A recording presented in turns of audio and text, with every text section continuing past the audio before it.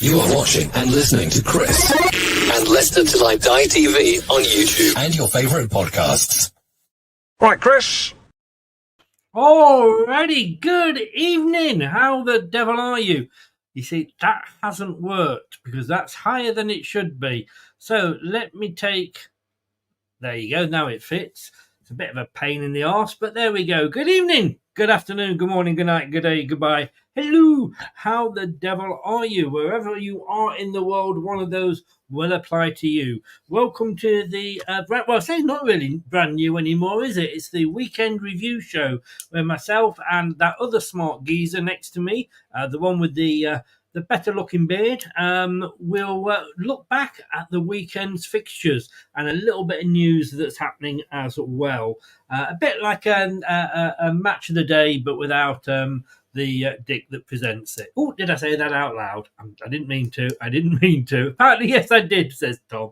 Tom doesn't know the history between me and Gary Lineker. Please join in the show. Please do join in the show. It will be great to see your comments. Try and keep them on tact, i.e. if we get to the fifth game and you make a comment about the first game, the chances are it will be ignored. So do keep up with us as we go along. That would be absolutely fantastic. I'm really annoyed with that not fitting. That's my OCD taking over, you see. Please subscribe if you're new, smash the likes, click the notification bell, and for just $1.99 a calendar month, which is not even the cost of half a pint, you can become a member.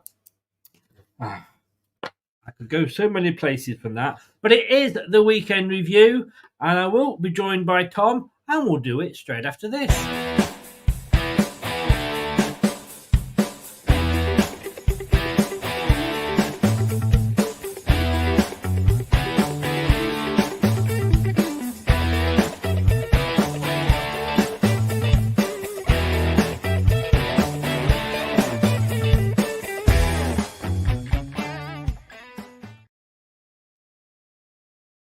Evening, sir. How the devil are you? I'm doing very well, Chris. How are you? It's great to be here, mate, for Monday usual, roundup. It is. I really enjoyed this show, to be honest with you. So thank you, as always, for joining us. We're going to go through. We're going to go through the games. The list of them is going across the bottom there, so everybody can see what order we are doing it. We're going to have a couple of videos from guests as well. No, before anybody says anything, not that sort of a video. And we'll have a bit of news and gossip at the end, which is always a good way to round the show off. I'm going to say a few hellos. Craig, John is in. I pressed the wrong one there. Hi, John, how are you? Craig, hi, how are you? And I just realised why my thing doesn't fit. It's because I typed too much in. Afternoon, Nate. How the devil are you, sir? Wayne is in. Hello. Saying hello to all LCFC fans. Spencer's in as well. And what's this I see? Evening, Chris and Viking Tom Lovebrook. I've got my own gimmick now. Look at this. I'm the Viking ZZ Top, employee of LTIDTV. The YY front. That's, The that's YY. what you are. I Mate, presume we that do was that. I have watched Vikings, and I presume that was a gentleman out of it, was it? I've not seen this, but I'm guessing it's something to do with the beard. So I'm putting 2 and 2 together and hopefully getting 4 correctly on this one. Well, I think you probably are, to be honest with you. But 9 matches to review because there is a match going on as we speak. So won't be able to show you the table because obviously the table will change possibly as goals go in or whatever. I'm not sure whether Brad is... yes, that's what I thought it was. Ragnar, yes. Yeah. Have you seen Vikings? I haven't. I'll have to check this out to see the reference. I mean, I look like Ricky from the Trailer Park Boys, I think, if anyone gets that reference. But there we go. It's very... To me, you will always be YY Front. That is who you will take it. I'll always... take it. Yeah. Actually, that should have been the picture that I used, shouldn't it? You and me as ZZ Top. Oh, Chris, imagine. Oh, no, I know. So, like I say, no table to look at, 9 matches to go through, 4 that we'll go through in a bit of detail, and then the rest will be, like I say, very much like the match of the day. But let's start then. Now, it was a funny weekend. I have to say, I'm looking at some of the predictions here. Kate, who is reasonably doing well, got 5 points on the predictions up until tonight. Wayne, and I don't know which Wayne it is. It's not the Wayne that comes on the show. And if ever I was to find him, I would quite happily kill him because I'd got to a point behind him and he's got 9 points this week, hasn't he? 2 spot-on scores. Wow. Where I only got 3 points so far. Mind you... mate, you're trying to catch up from Australia. I know, exactly. But, excuse me. But then again, in my defence, Brad has only got 1 point so far this week. Yeah, which, is a small victory in the circumstances with the banter stakes, so that's pretty good. Nothing small about it at all. It's a bloody huge one. I'm not going to lie. But sure, he's something known as Hugh Hefner robe. Yeah, I know. We don't know where the girls are, though. That's it. But look, those are all the scores. We're not going through them in that order, but it was a difficult one to predict this week.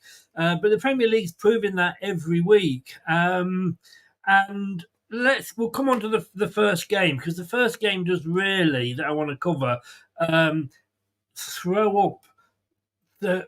Maybe it's not going to be as straightforward this year as we thought it was. No, and it's the first time in history, the first time Bournemouth have beaten Manchester City in a league game historically ever. So it's a big one to start on, Chris. It is, and I mean, normally we'd start with Leicester, but look, this is and I live in Bournemouth, and I was taking the wee out of my neighbour's son when we beat them. I say neighbour's son, he's in his 40s, but I was taking the wee. And he did send me a message today via his mother, Bournemouth 2, Man City 1. And I've got to say fair play to them. All I would say to Arsenal fans and Manchester City fans, obviously beating Bournemouth isn't for everybody. No, apparently not, Chris. You're right. I don't quite know in hindsight how we managed to do it in comparison to this. But no, it was remarkable, wasn't it? What a performance from Bournemouth. I'll let you lead on from there, mate, really. But yeah, let's get into it. I mean, look, it says there Antonio Semenyo and Evalinson, is it? Strikers, Premier League champions. Yeah, shocked on the South Coast. You thought, and I was saying, because Arsenal, and we'll come on to their game obviously later, but they had the early game on Saturday and lost to Newcastle.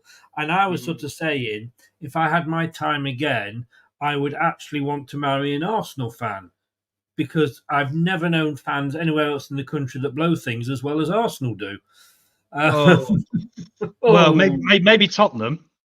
Is it a North London thing? Is this what we're bantering about? Is it a North London Possibly, tradition? but the thing is with Tottenham is they're not going to win anything anyway. But Arsenal, they flatter you. I had them to actually win it this season, and like I say, they've blown the. Well, I thought they'd blown the chances already, but then Man City go and do this. They must be kicking themselves, and they only had allegedly 13 fit players, but I haven't any sympathy for Man City. No, and actually, I was going to bring that up as one of my points. Actually, we've all been a bit naive to actually the squad depth Man City actually possess now, because they are actually, when you look at their bench, quite thin on the ground. If they were to have an injury to say Haaland, for example, which I think is unlikely because he's a bit of a genetic freak, frankly, looking at him. I think the guy could get hit by a car and he'd be in training the next day. Absolutely untouched. But yeah, that is a good point actually, and it did dawn on me. Car would be a write-off. Let's be honest with you. Oh yeah, the car would be dented around the bloke. Literally, it would be a remarkable image for social media. And it would really show the effect Haaland has in the world of football, perhaps as well. Yes. But yeah, it's I think actually it's something that's sort of crept past us all a little bit in the last year or so. But they've kind of lost. Obviously, Julian Alvarez in the summer went across to Atletico, wasn't it? That's a loss for them, and they've not really in a youth academy brought too many through that are really pushing those first team places since they sold Cole Palmer. So I think they're in an interesting spot, really. But do you think they would ever put the youngsters through anyway? A bit like Chelsea, it purely is an end to a means with PSR. Is that because it comes through the academy, then they can obviously claim more money, etc., etc. It's like the deal we did to get Golding.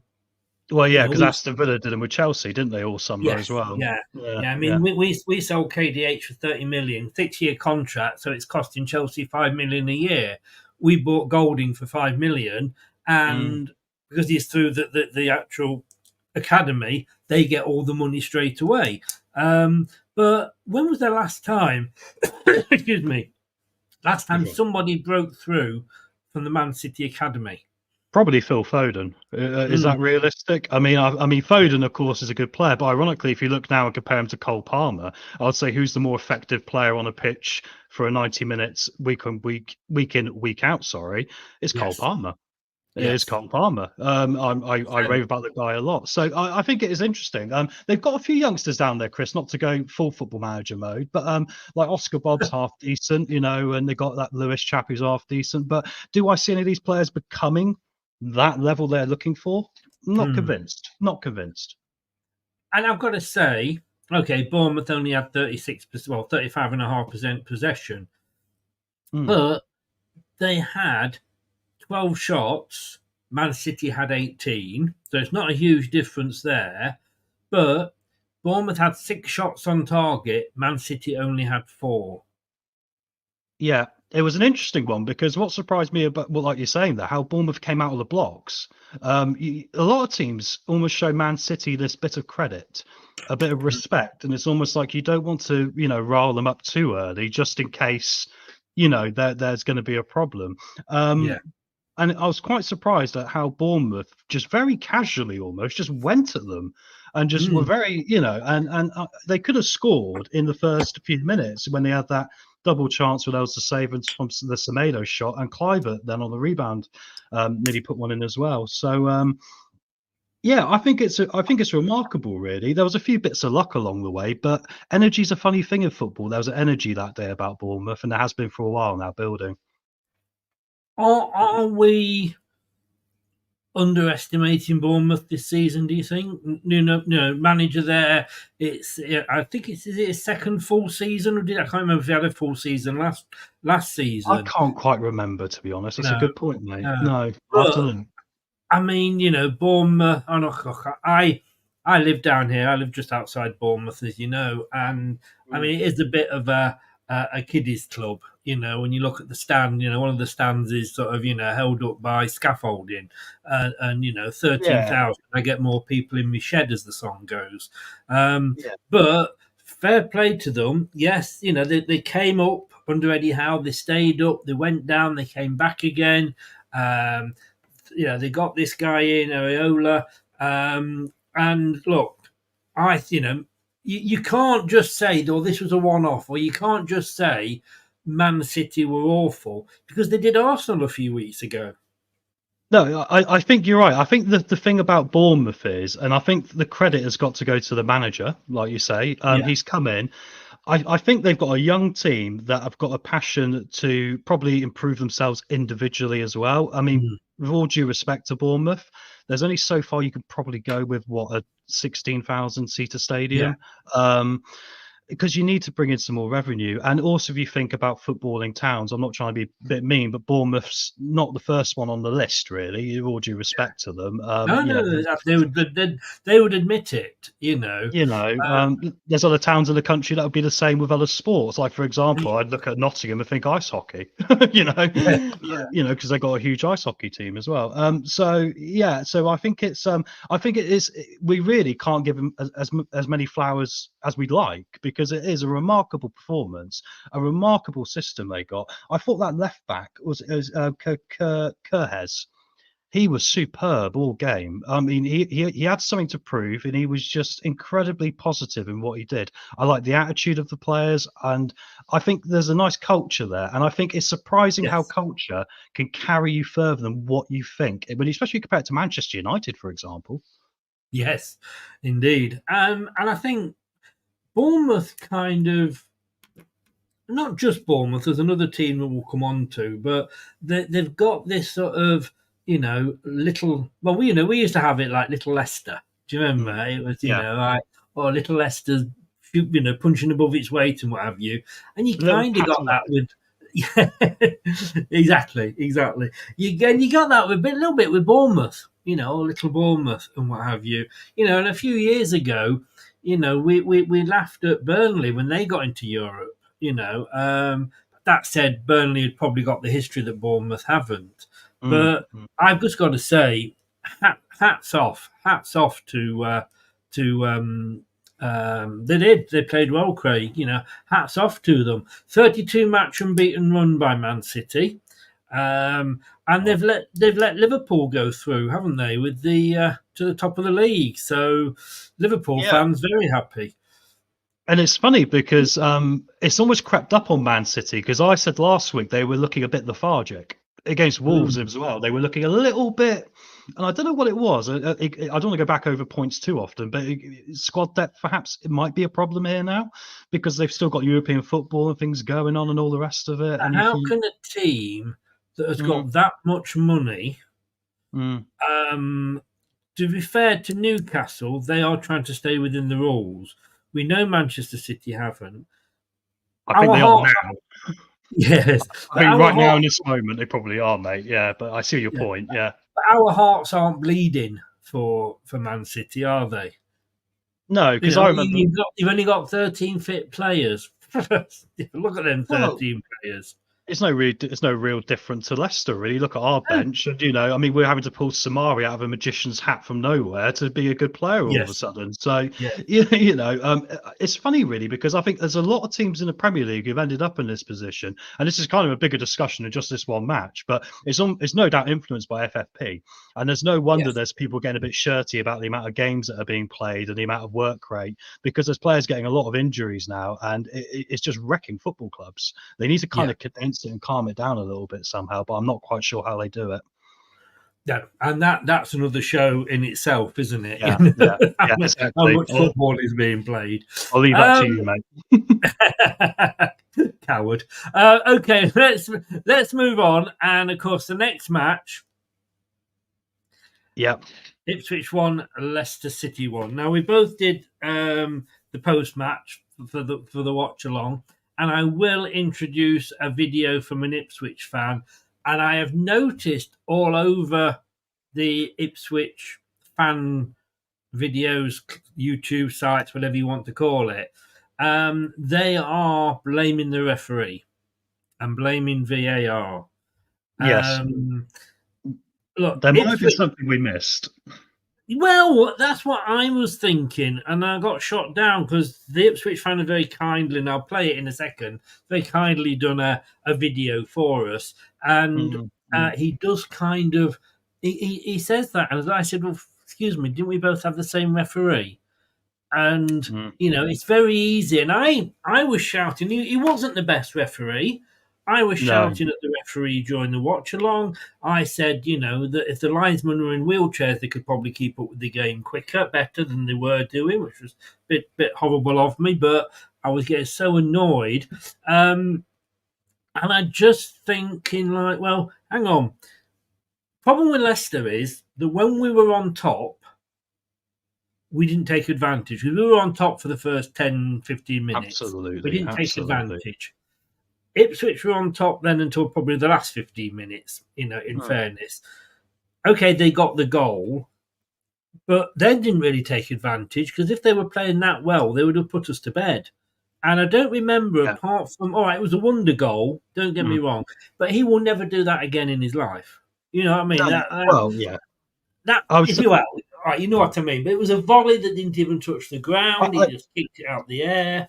I think the interesting thing is, Chris, is that if you compare it to the Brentford game they had the week before, we actually probably should be giving ourselves more of a pat on the back than what we have been, because they seem to cut through the Brentford defence like they were a knife through butter on occasions. And like you say, looking back in hindsight, I remember Vestergaard making one mistake, Hermansen making a good save.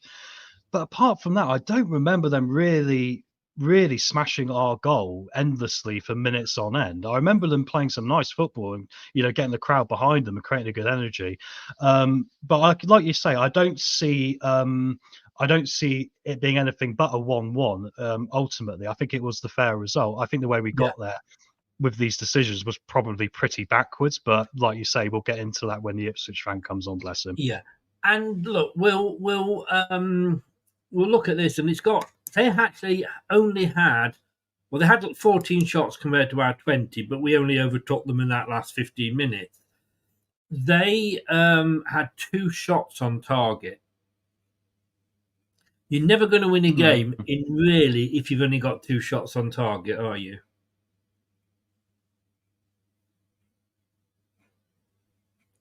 I'll be back with you. I'm back with you, man. Sorry. I was freezing then. I think I'm with you now. Yeah, they had 2 shots on target, you said, wasn't it? Yeah. 2 shots on target. Yeah, it wasn't a lot. Wasn't a lot, really, was it? We had more. If we'd won the game... Yeah, so it really wasn't, like you say, much of a performance. No. If we'd won the game, all right, then they might have had a bit of a bleat and be justified. But look, it was probably always going to be a draw. We always seem to draw against Ipswich. But look, let's have a look what the Ipswich fan had to say. Results. Yeah, sorry? The last 3 results have all been 1-1. Yes, all 3 of them have all been 1-1. So, Now, this is a gentleman called Rich. People that have watched the channel will recognise him. He's from a Ipswich site called the Suffolk Crunch. He did the preview with me on Thursday night, and this is what he had to say in the video that he sent me. Hi, Foxes fans. It's Rich here from the Suffolk Crunch, just with a post-match thoughts and feelings from Saturday's 1-1 draw at Portman Road. I think disappointing for Town. Probably a better result for Leicester than it was for Town, but I thought overall excellent performance by Town.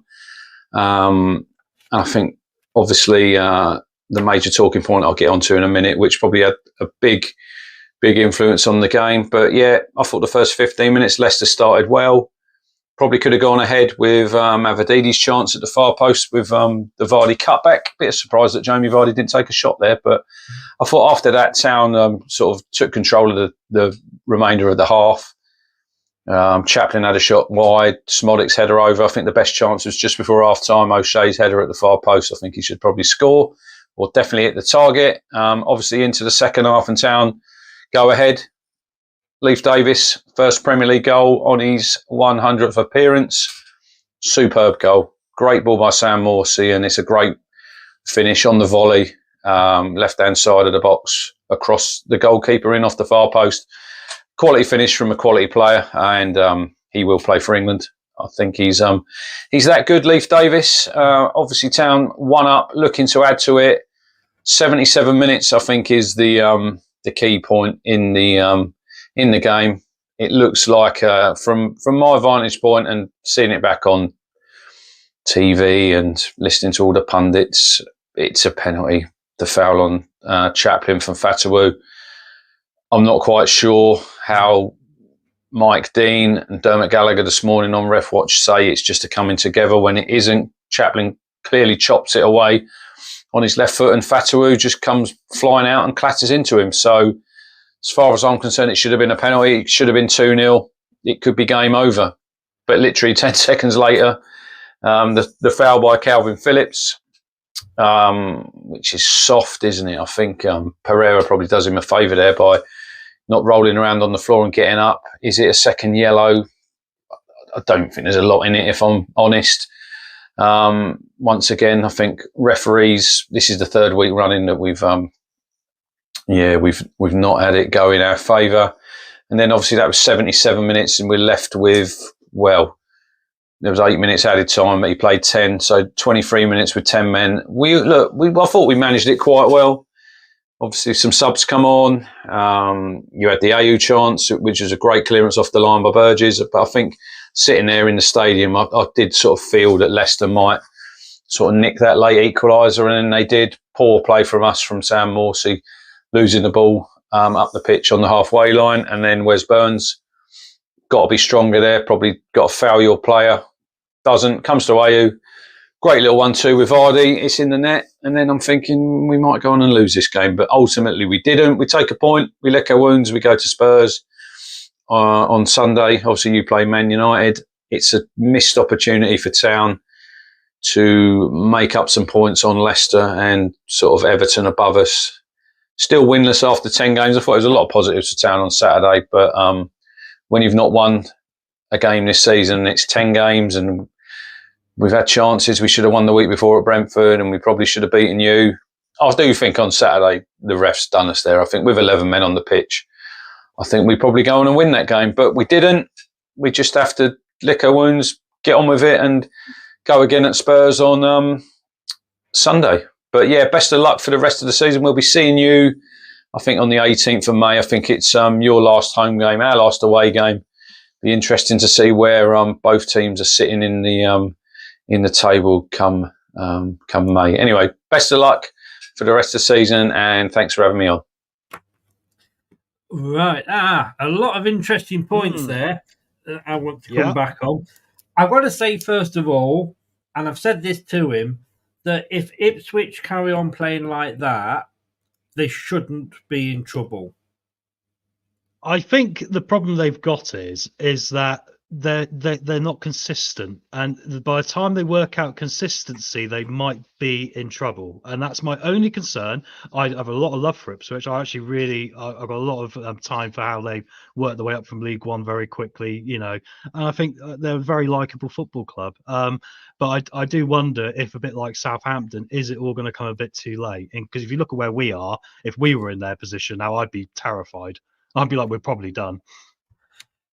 He actually said that if they don't beat Leicester, then they are in real trouble. They're not saying they're definitely down, but that is a game. And he made the point that it was probably a better result for us than it was for them. 10 games, not won a game. You look, Palace won the other week. Southampton won this week. I'm trying to think, is it only Wolves now... through. Oh, Ipswich and Wolves, neither of them have won. I can see Wolves have had a bad start, a tough start. But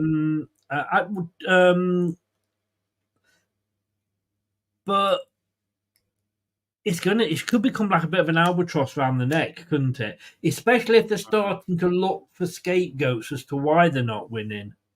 Yeah, exactly.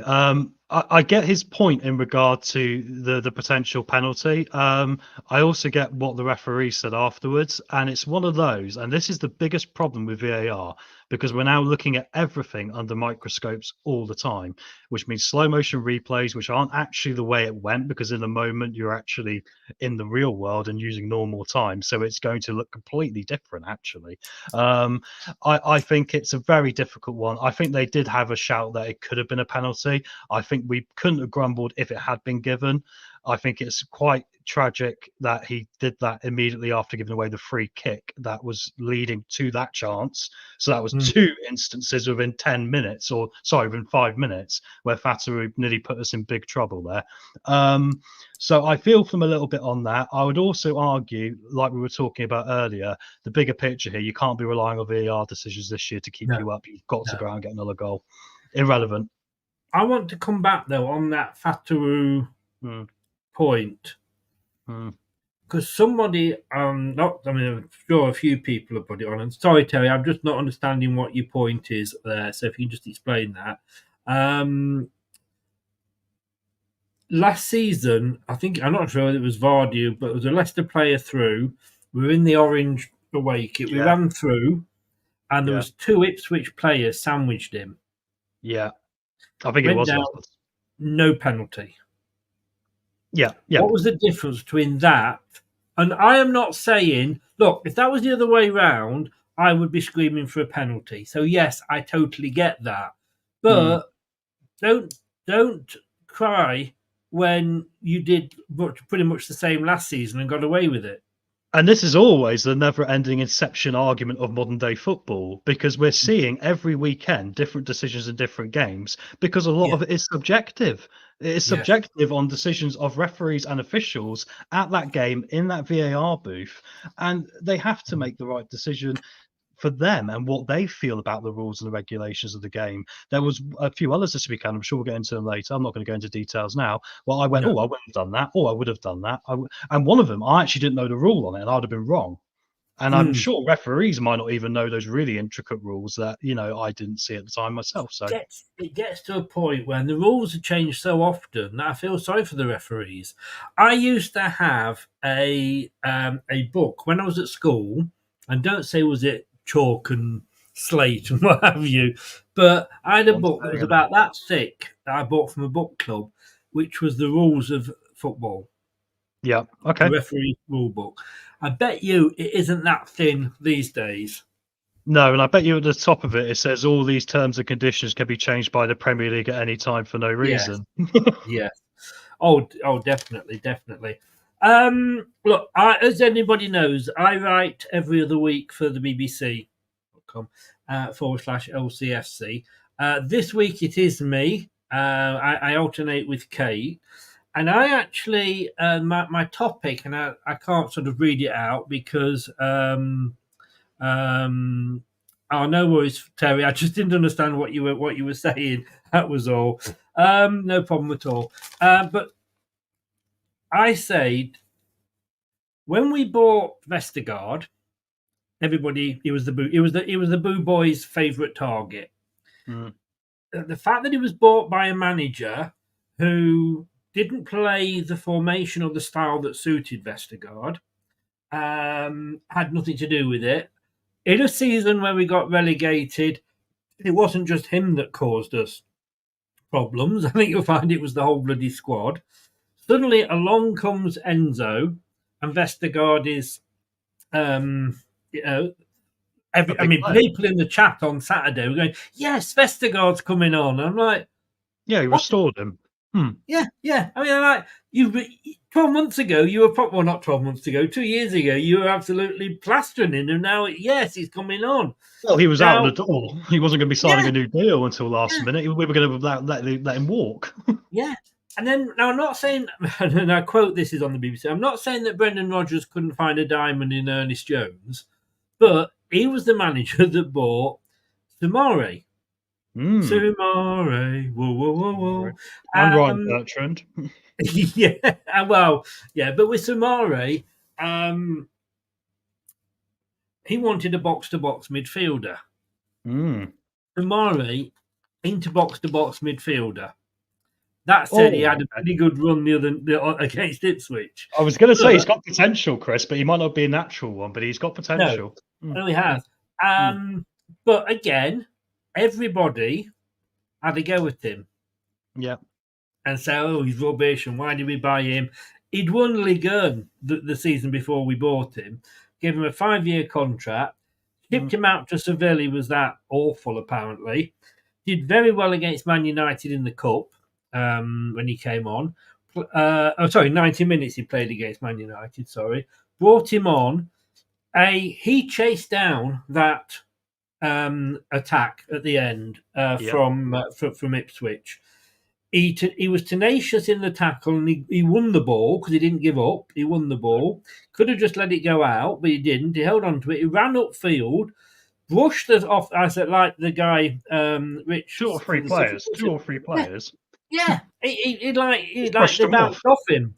Yeah. You know, and then played a through ball to Ayew, 1-2 with Vardy, boom, back of the net. Could we be seeing the renaissance of Bubaki Samori? I'm going to say a resounding yes, because everything I've seen in the last 2 games of what he has done has been exactly what we need. We need someone who's going to go out there, be physical, run with the ball, be brave enough to drive to the box, because like I say, sometimes we're not getting into the positions to be able to transition to the final part of our game in the best way. He changed that. I don't think the goal would have come without him, because he forced everyone else to get further up the pitch by him taking responsibility for the middle. And as well, I think we need a heavyweight in the midfield. A Roy Keane, somebody like that.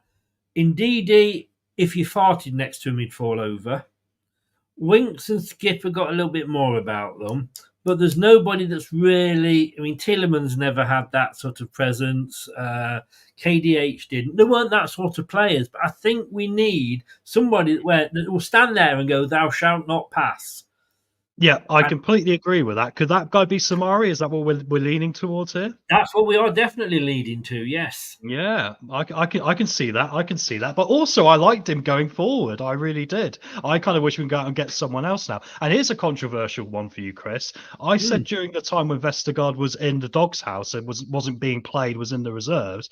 I said, why isn't he being played as a ball-winning midfielder? Because he's not got a lot of pace, but he's got a very good vision. He's physical and he's got a pass. Has he? Yeah. Oh, he's got a pass. Yeah. If you look at, he does. No, he distributes the ball better than people say he does. He played a DM, I think, for Hertha Berlin early in his career. I think it was Hertha Berlin. I apologise if that's incorrect. But no, he played ball-winning midfielder for them when he was very young, and he was very good at it. When we signed him, and let's be honest with you, this is the guy that when we signed him, Man United were saying they wanted, and fans and what have you. Never quite, I don't think, came back after the injury, and you could say the same about Ricardo. But I certainly think he had the ability to break down attacks, but then please give it to Winks or somebody else who can pass the ball. Because I don't, and this is what we say about football, I don't think he's got a particularly good pass on him. But look, we'll agree to differ on that one. This is on the BBC today, and this is by Tom Gale. Yeah, that's the BBC beautiful thing about life, mate. Yes, I do not think too many Leicester City fans would have been overly excited by the summer signing of Jordan Ayew. I'm going to stick myself in that because I wasn't. I saw him one pre-season, and he had what we would call from now on a Sumari moment, where he basically wouldn't let. He was really battling right down to the byline, and then got the ball across. I thought, fair dues. I've got to say, as long as we pay him down the centre, he's a danger. I don't think he does much on the wings. I'd have him in the team every day and twice on a Sunday over Dakova Reed and Edouard, who are absolutely agreed. Look, I don't know. I mean, he doesn't want this tag of super sub. I know he doesn't, and whether Daka will, when he's fit, and apparently he is fit again now, so whether he will come back in, maybe. But if he doesn't, then Daka and Ayew are going to be the two strikers on the front on the subs bench, haven't they?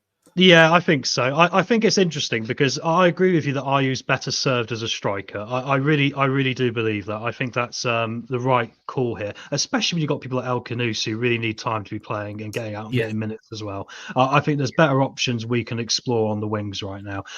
What I find interesting about the Ayew thing is that I underestimated how important his experience was going to be, really. Because when he was signed, I said the same. I said, this seems a little bit not for my taste, but okay. You know, I think you can get the same on a free transfer market rather than spending a couple million quid to another Premier League rival to get the same result. But no, he's been thoroughly impressive. I think that the challenge is, if you play him on the wing, it's then a toss-up between him and Fatwa, who's coming off the bench. And ironically, both of them come off the bench very well. But of course, there is that balance of, you know, you've got to try. We want to try and build Fatwa a bit, but I really hope Cooper's taking him into the video room and going, mate, do not push him over. Do not push him over. Do not play that pass back, Claire. You've completely screwed your left back over. You know, things like this. And do play a pass rather than take a shot sometimes. Sometimes, yeah. Yes, yeah. Agreed. Melina, hi, how are you doing? She popped on mine. I popped on hers earlier. She's a Newcastle. No, she's not a Newcastle fan. Sorry, Melina. She's going to hate me for that. She's an Arsenal fan. Sorry, Melina. I didn't do that on purpose. What I was thinking of saying was that we will be doing the Newcastle Arsenal game is sort of 7 out of 9 games. We're only on game number 2 at the moment, but it's always a pleasure to see you. We will have that chat soon, Mel. We will indeed. It's been much too long.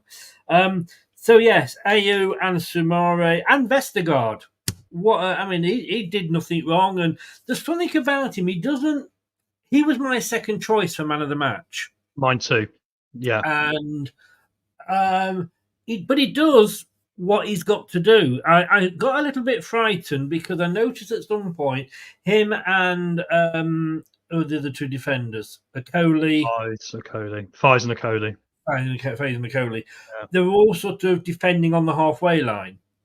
And it reminded me about last season. And I'm thinking, like, maybe we'll get away with it because it's Ipswich, but we won't get away from it if we do that against the likes of, say, Arsenal when we played them or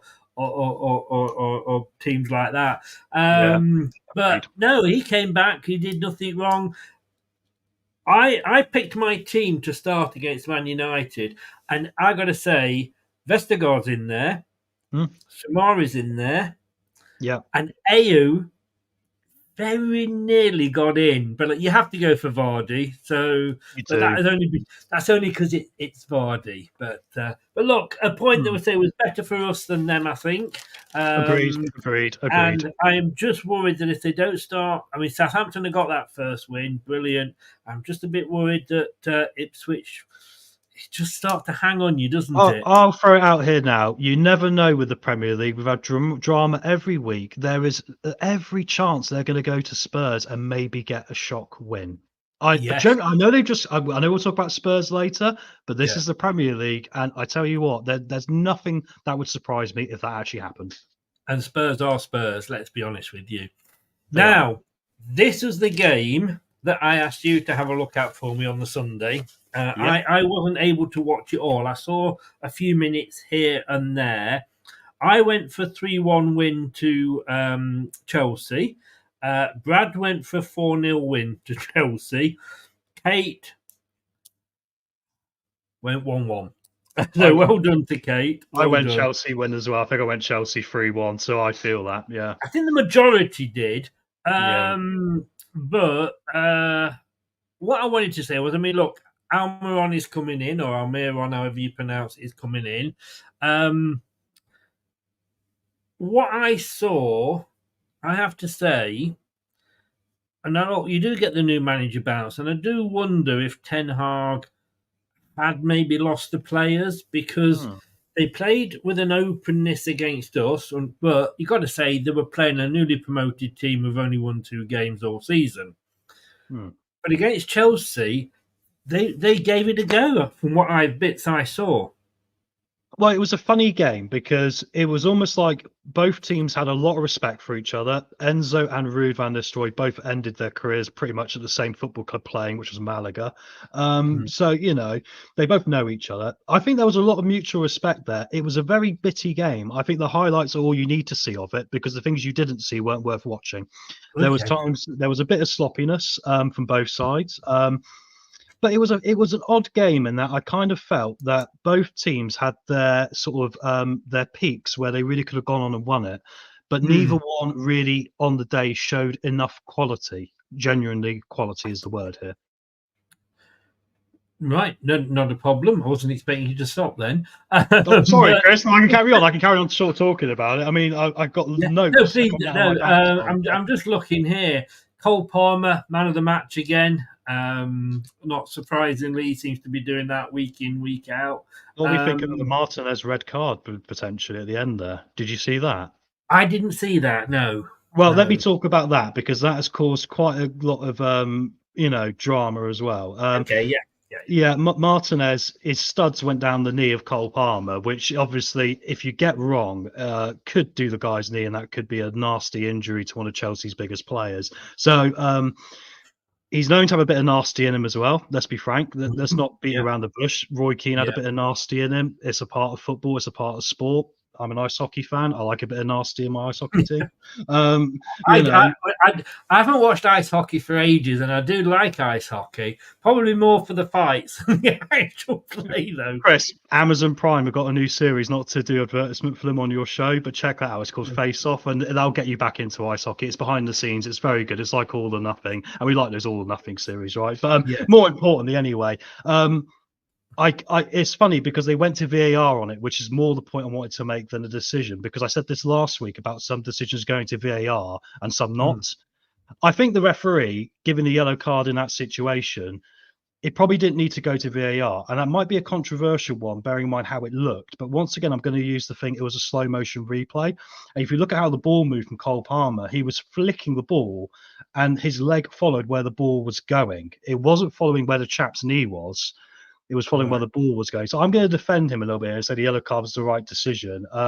Ultimately, it wouldn't have affected the game when it happened anyway, but it was a big point in it, for Chelsea fans in particular. And I get the anxiety because if we look at Chelsea, I still believe, despite their 35-40 squad members, if they lose Cole Palmer, they're going to have a difficult time finding someone to slot into that place for them.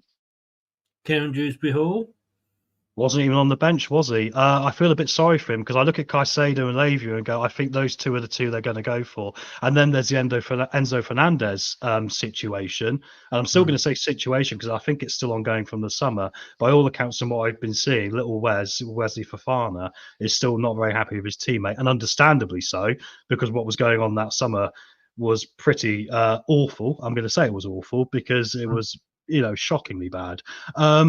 So I don't see little Wes forgiving Enzo Fernandez. So I think KDH's way back into the team I think he's going to have to go in January, because I don't see how they're going to navigate keeping a player around when they've already got 40 plus players in that team. One who's very talented, but I don't know. I think it's an off pitch thing really, but I think that's an interesting thing to look at. Bear in mind where Chelsea will be going forward from here. Let me ask you this, because this has been mentioned an awful lot. KDH back to Leicester on a loan in January? Won't happen. And I'll tell you why, because they got European football. They'll need him. They'll need him for the European games. And I'm pretty sure when they signed him, they'd have said to him, there's players here, Chilwell is a more likely shout because Chilwell's completely vanished, and I'm pretty sure that consequently he's not going to feature. Could we do with a left back? Maybe. I don't think Chilwell. I think for his reaction when he scored, it doesn't bother me the way he reacted when he got the goal for Chelsea, because all right, again, I don't think he's necessarily. I don't think he's a Leicester lad, Chilwell, is he?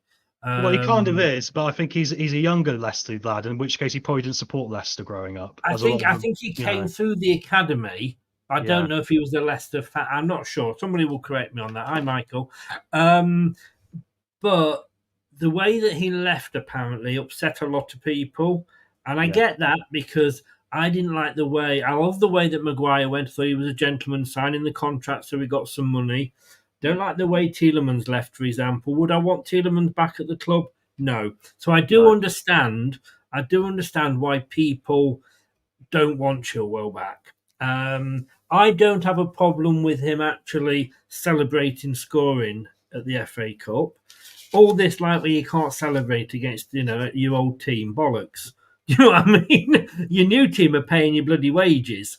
Get out there. You've been paid by Asda, and all of a sudden you can't, celebrate Tesco's doing well because or whatever. Do you see my point? It's you've got to serve your master, and ultimately they're paying you £200,000 a week.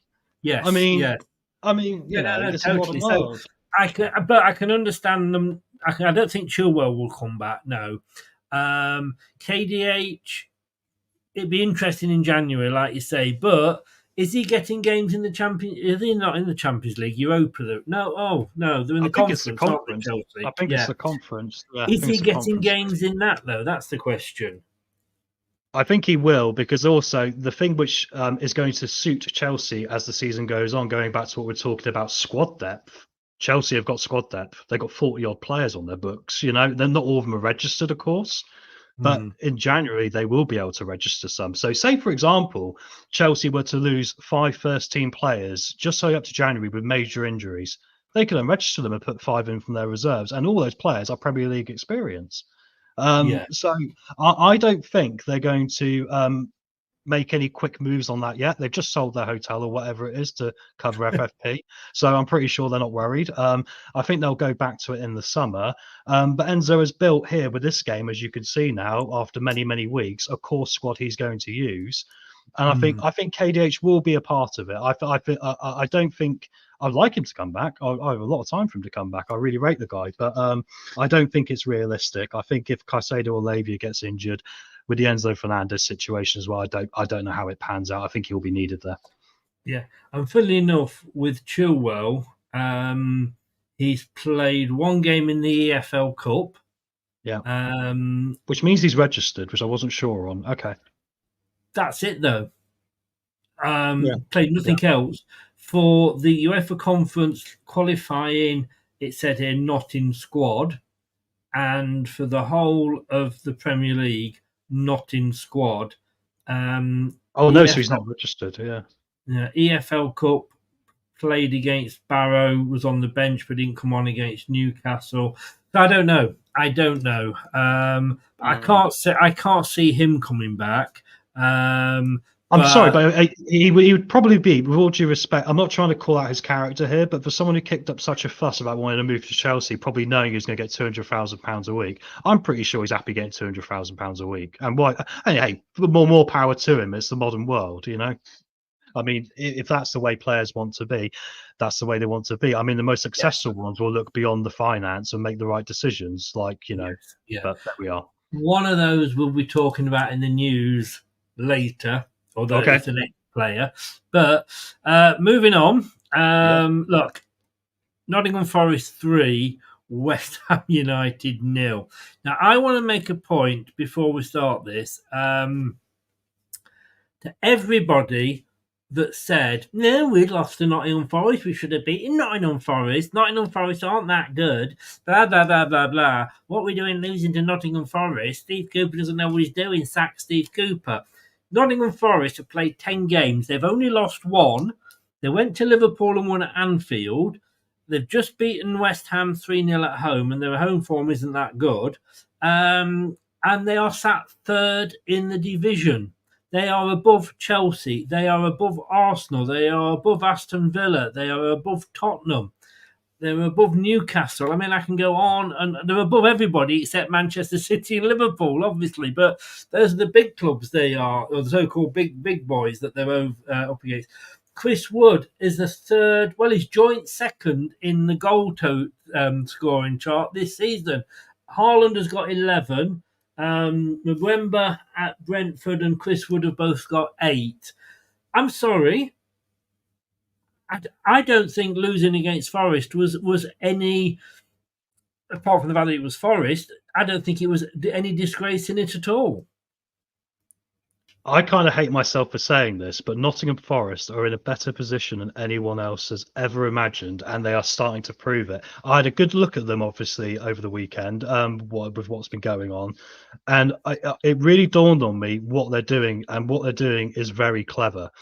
They've got 2 different things going on at the same time. They've got pacey wingers who are some of the quickest in the Premier League. Alanga is absolutely rapid. He'll get past anyone.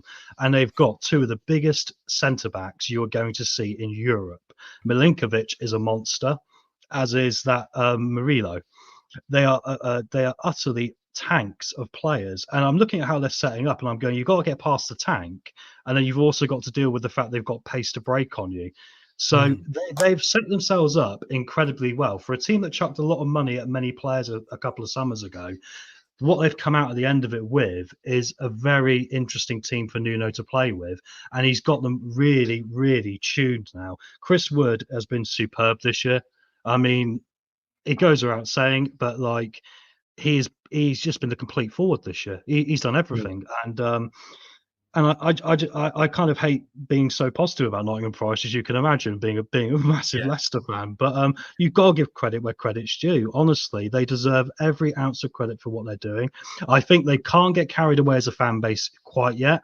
I think, you hear the people that they'll propaganda on Talk Sport saying, oh, we're going to win the Premier League or going to get in the Champions League. If you guys get 7th place or you're in the Conference League, that's a hell of a good season, because that's European money coming in. And every club will have those fans. That's the thing, Now, I just want to show you, this was my Premier League table position prediction on the 13th of August, 2024. I don't know, is that me there? Yes. And keep going. Chris, you put the bottom. Yeah, I did. I did. Oh, there's a little bit of rivalry there. But can I just say, in my defence, I had Rob Tanner on, who, as you know, is the Leicester writer for The Athletic, who knows his bit. So just to show there, Rob, and look where he's got them. Yeah, 18th. So not just me. I got to say, I'm not a huge fan of Nuno, I have to say. I think that's more. I mean, he went to Spurs, and let's be honest with you, he was 50th choice. It was a case of they couldn't get anybody else. He did all right at Wolves. I don't dislike the guy. I didn't think, with a couple of seasons that Nottingham Forest had, and I'm going to have to say now, and it does hurt me to say this, but I was really pleased when they stayed up last season, because they had that points deduction. Yeah. And they still managed to stay up. So fuck off, PSR and Premier League. Yeah. Now, West Ham, let's face it, we've given Forest enough praise. We can only go so far, and then that's it. We're not giving you any more. But West Ham now, I am worried about West Ham. Oof. Now, friend of the channel, we've had, as the Ipswich fan, and we're going to get Jake on now. He's a young lad. I've known him since he was like 14. He's 17. He wants to be a sports journalist. He runs a West Ham unofficial. We always do quizzes with him. He comes on and does the previews and what have you. He does his preview as well, review on Monday nights. But he very kindly as well agreed to do a video. So this is what Jake says about the current position at West Ham. Well, where to start with West Ham? I don't know where to be totally honest. It's been a pretty dismal start to the season. A few lucky, fortunate wins have papered over some pretty significant cracks in a really dodgy start to Julian Lopetegui's life at West Ham, and has brought his position under a little bit of pressure, actually quite a lot of pressure through the fan base. The board have insisted that they're giving him a little bit more time, but the fans are concerned, and rightly so. I'm concerned. And the fact is that we don't have any real ethos, no style of football, no idea, no real plan, which is the concerning thing for the Hammers faithful. I genuinely don't understand or sort of acknowledge what we're trying to achieve. I really don't, because it seems like we're just chucking players on a pitch and hoping for the best. There's some real big quality in this side. That centre-half partnership, Kilman and Todibo, is solid on paper. The midfield is probably the slowest midfield ever constructed in Premier League history. That's an issue, a big issue. We're getting overrun in midfield, which is then having a knock-on effect defensively. And then going forward, we're not getting the ball to the attacking players enough. And then when we are, they're being pretty ineffective. Paqueta's disappointed, Kudus is disappointed, Bowen's disappointed, Antonio has been ineffective. Overall, it has been a really poor start for West Ham, alarming to say the least. I don't know where we go from here. People are saying, sack Lopetegui, and then people are coming back saying, who do you replace him with? We're in this situation. Look, people are going to immediately come and say, you should have kept Moyes, but those two issues need to be dealt with in isolation. Moyes leaving and us appointing Lopetegui, the wrong option, are two completely different and separate facts, right? David Moyes had to leave West Ham in the summer. It reached its natural conclusion, and it was right for all parties that he moved on. So I understand why people say should have kept Moyes, but that was never really on the cards or on the table for the West Ham fans, and we've just made the wrong appointment. You know, we were pretty close to signing the now new Manchester United manager Ruben Amorim in the summer. I think it just came down to us not wanting to pay the £12 million release clause to get him out of Sporting Lisbon or wherever he is. So that's the margin of what we're dealing with. We nearly had Amorim. We've ended up with Lopetegui, not our technical director's first choice. He's got questions to answer as well over recruitment. It's just been really, really poor. There's no identity. There's no intensity with it, and there's no real leaders. And I can't see how this improves. It all stems from a pretty dismal midfield, and attacking wise, we have just been obsolete, really, really poor. And defensively, we're leaking goals. Look, we beat Man United last week. God knows how. One of the luckiest wins I think I've ever seen. We've beaten a really poor Ipswich, and we've beaten a really poor Palace. Apart from that, we have struggled massively, and when we face sides like Chelsea, Spurs, Nottingham Forest, then we folded like a cardboard box, and that is the concerning thing for West Ham. So things need to change. I'm not entirely sure what, but not a good start to the season for West Ham under Julian Lopetegui. Thanks to Jake. West Ham Unofficial, if you want to go and follow him. I actually watched a couple of his videos at the weekend. He does, because he always got, I mean, bless him. He lives not far from you. I think he lives you're in Cornwall, aren't you? Oh, no, don't get that wrong, Chris. I'm in Devon. Devon. I think he might be in Devon as well then. He goes to all the home matches. He's got a season ticket, and he says it like he is. I mean, you know, he was very honest there. And look, it made me think, because I like David Moyes. I would have been quite happy for David Moyes to come into Leicester. He was one of my three choices: Cooper, Corberon, and Moyes. And everybody laughed at me, and I said, but he will keep us in that division. I agree with you.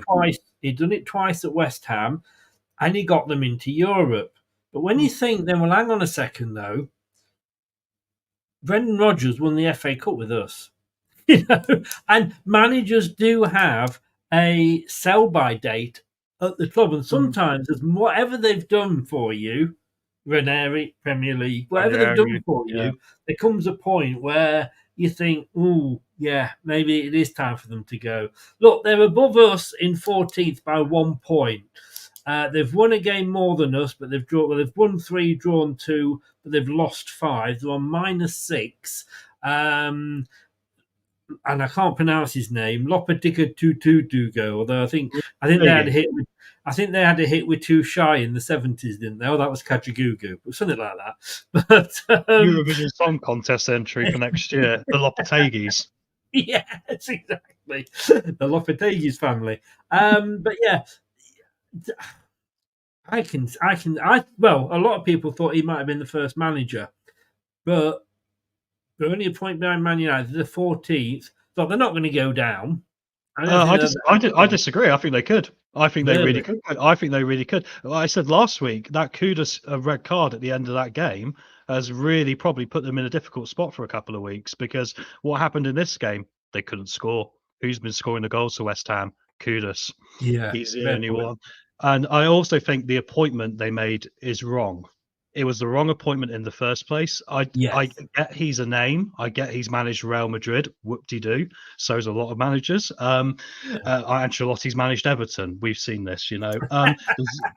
There is differences. The problem I have with Lopetegui is, when I was watching the game and we're watching it back, I looked at it and went, he has turned up here and gone, we are going to play our game, which already is a little bit shaky. They didn't really take into account what Nottingham Forest were going to do. And then Nottingham Forest just went, we're going to have you, and they completely steamrolled them. They looked twice as quick as them, twice as physical, twice as sharp. And I'm concerned for West Ham, because I think Lopetegui strikes me as someone that's not going to change his ways. He's very much stuck in them, and unless they do something around January, if things are looking very, very bad, it might even be really bad by then.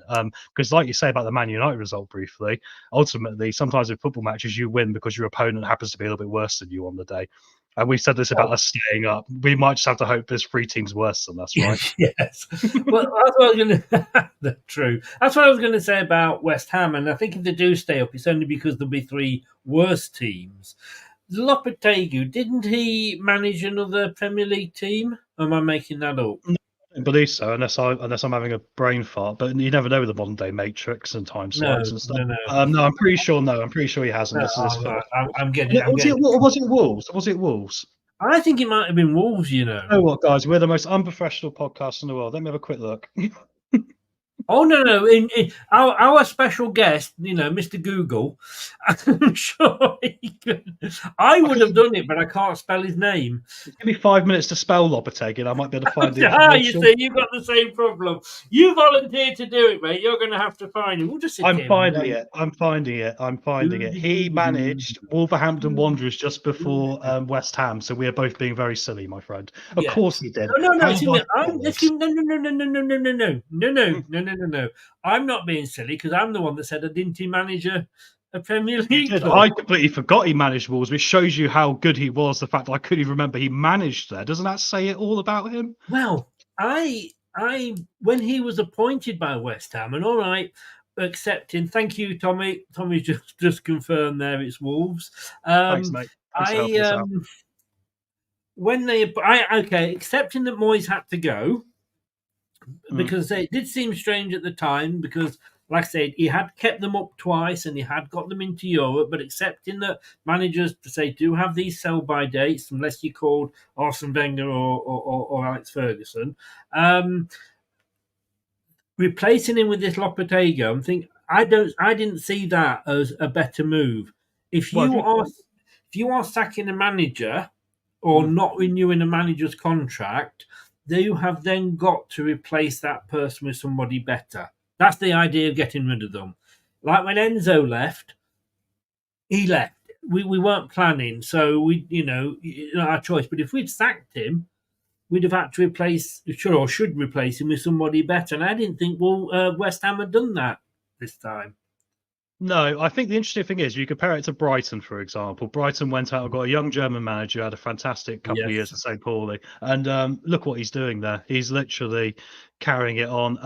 And West Ham could have gone for that sort of appointment. Actually, that was the sort of appointment I was expecting from West Ham. I was expecting them to go for someone a bit younger because the things they were complaining about in regard to Moyes as a manager was kind of old school football issues. In style and all these things. And I thought, well, the answer to that is you go out and get one of these younger managers who's going to play the more expansive way. And then they went and get Lopetegui, who is kind of, it's a very bizarre one to me. It's almost like we're trying to make a chauvinist appointment, but it's probably not going to work. And I think probably his Real Madrid, like you say, links will probably help. Moving on. One of the teams that hadn't won before this weekend, a draw would have probably been better for us, Leicester, above them. But that said, if one of the teams had to win, then it was better to be Southampton than it is Everton, because Everton would have gone above us.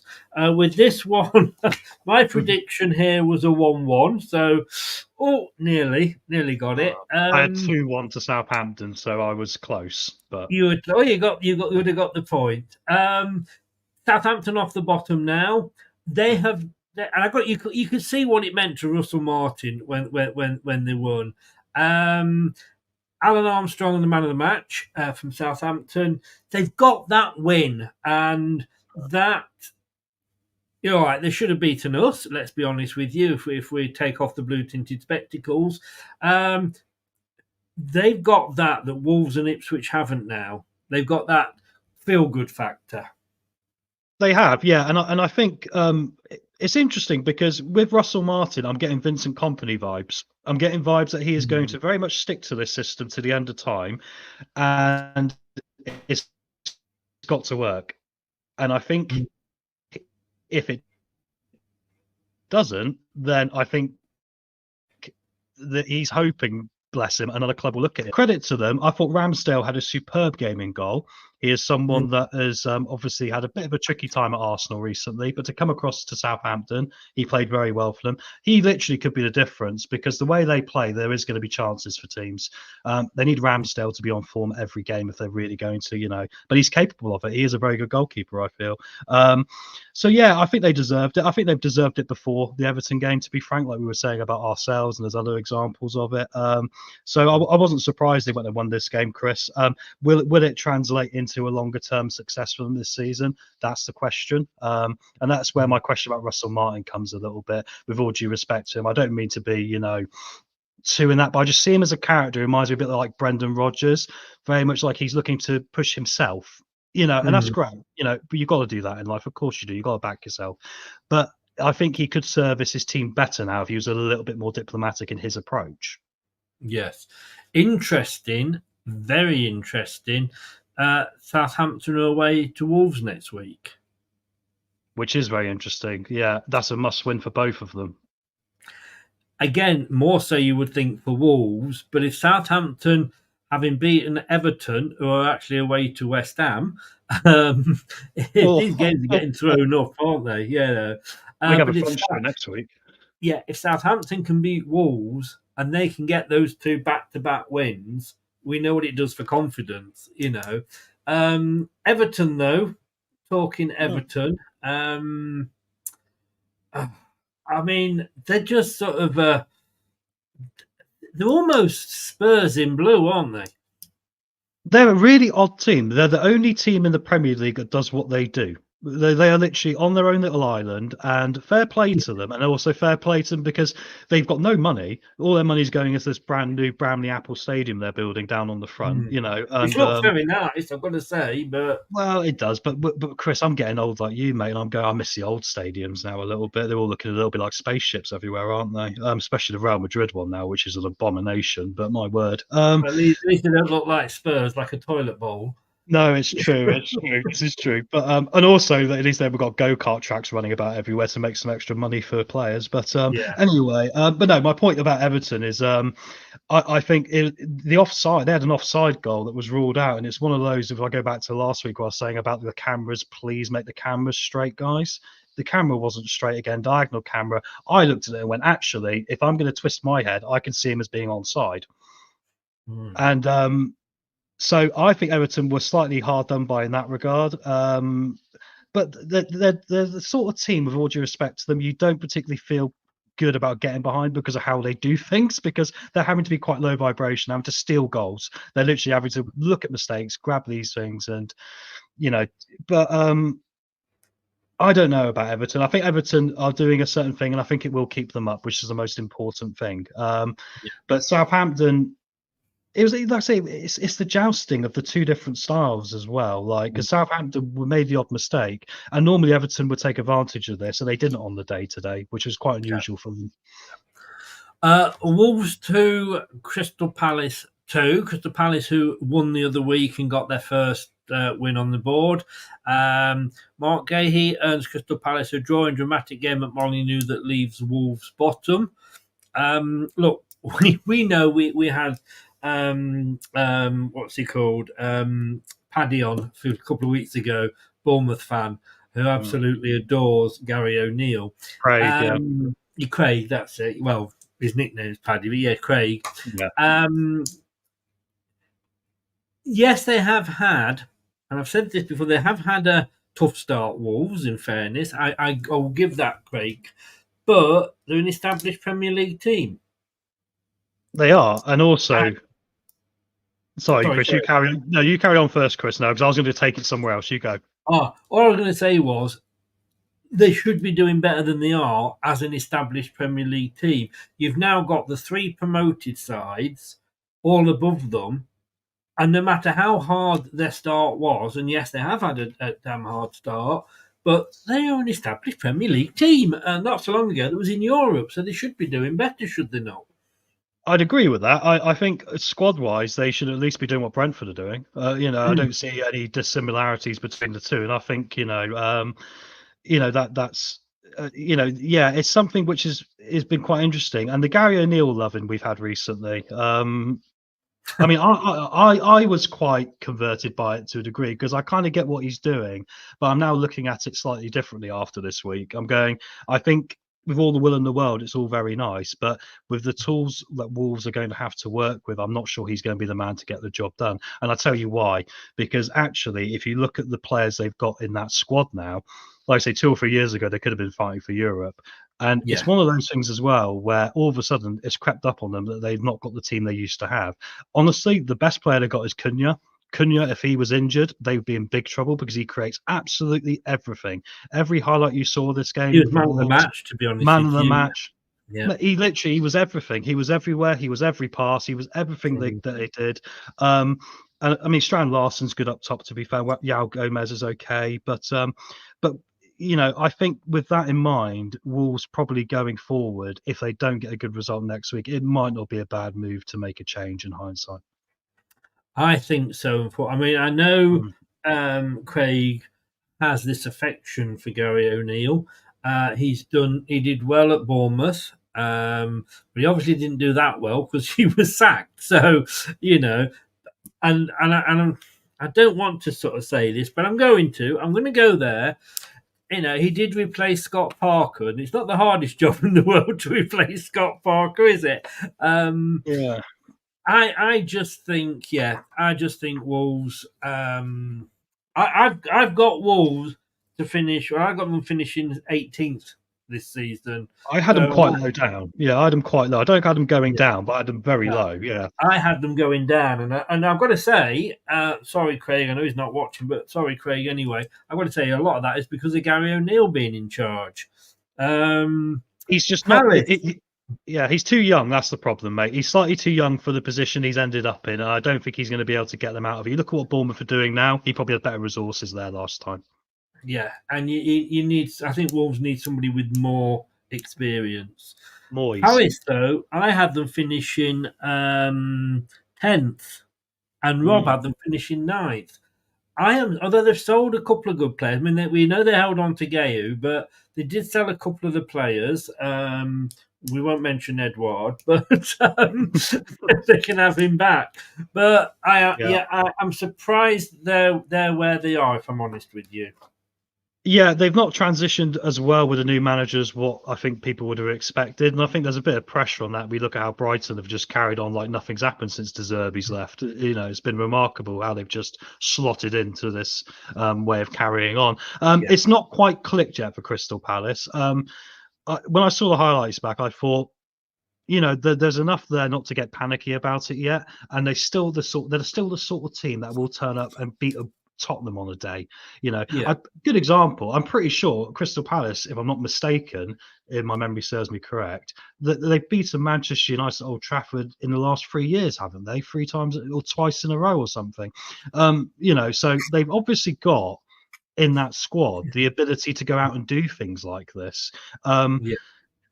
Against Wolves, in particular for this game, they could have probably finished it a bit earlier. Jose Sarr made a few dodgy punches that could have given them a few extra opportunities, and they didn't take them. But like I say, I think for them, they've got to just keep focusing and just keep getting tighter. If they keep getting tighter, I think Palace will be okay. Yeah.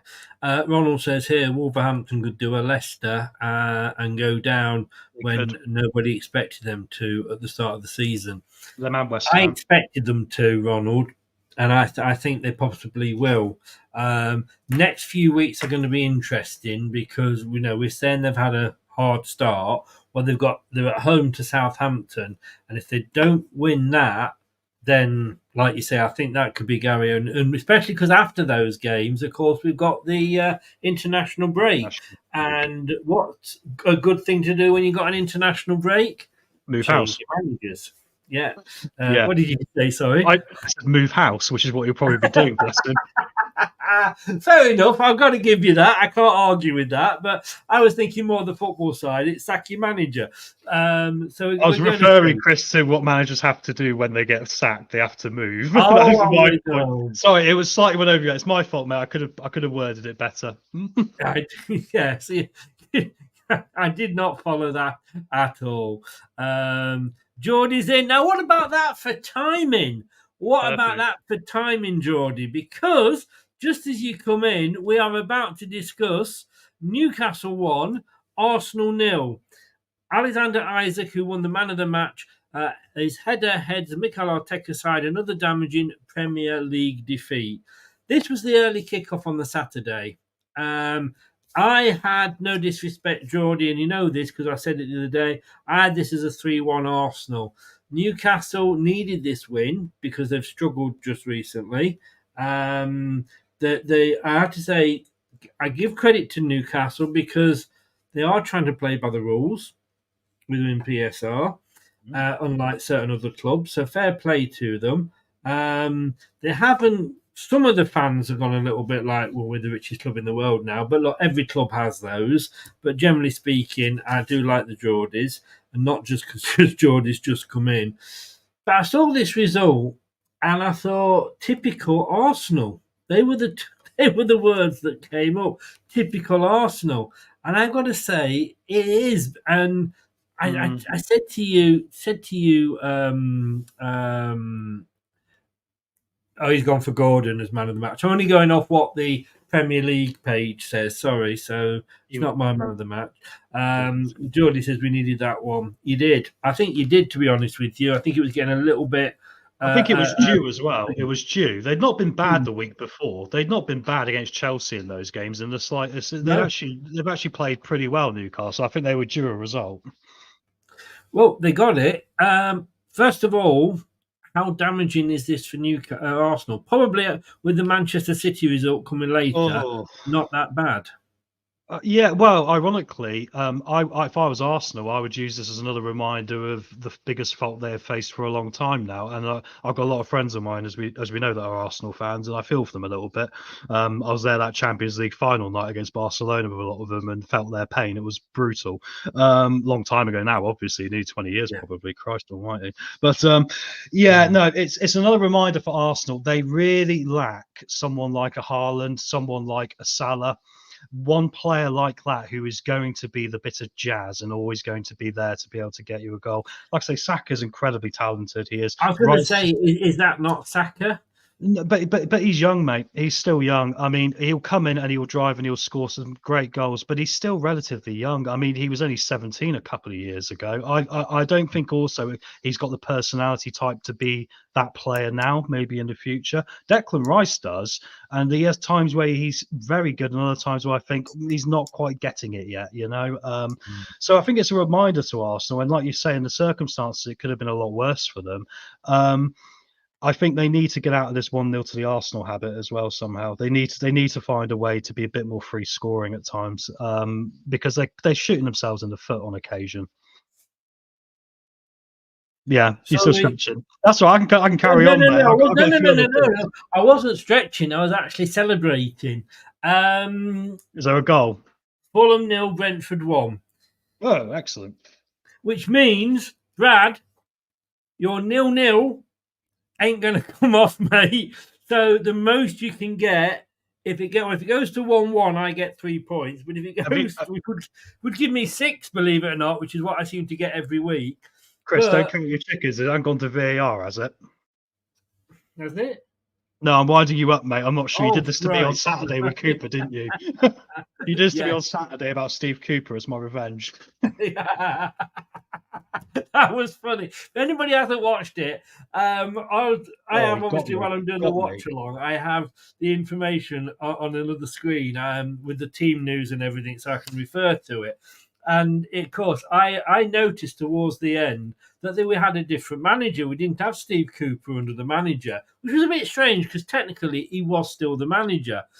And it took me, I'm thinking, who? And then I realised, of course, Cooper was in the stands. But I still think, and I did it as breaking news. Cooper's been sacked as a new manager, and there. And he says I didn't quite get him, but it was pretty close, wasn't it? You got me. You got me. I'll give it to you. But no, so basically, if it goes to 1-1, Brad can only get a point now, and that'll give him 2 points. So he still won't get up to my 3.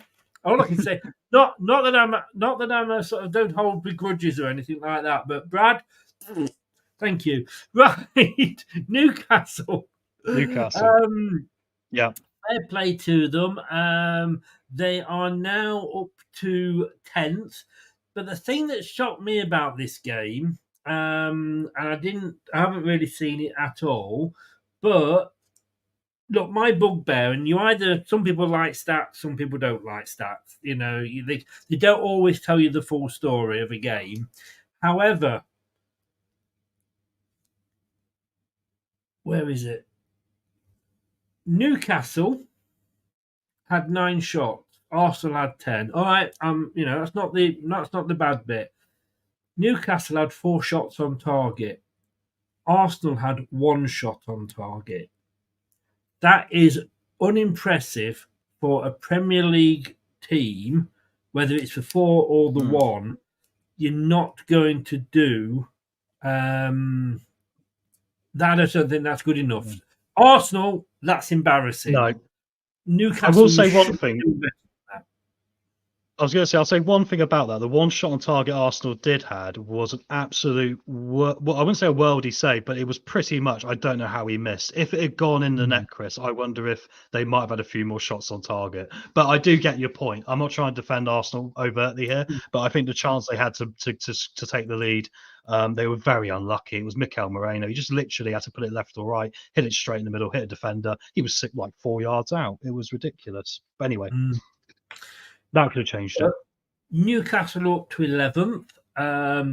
Won 4, drawn 3, lost 3. Geordie will say this. He'll be able to answer this from a Newcastle fan's point of view. At what point do Newcastle start getting a little bit itchy with Eddie Howe?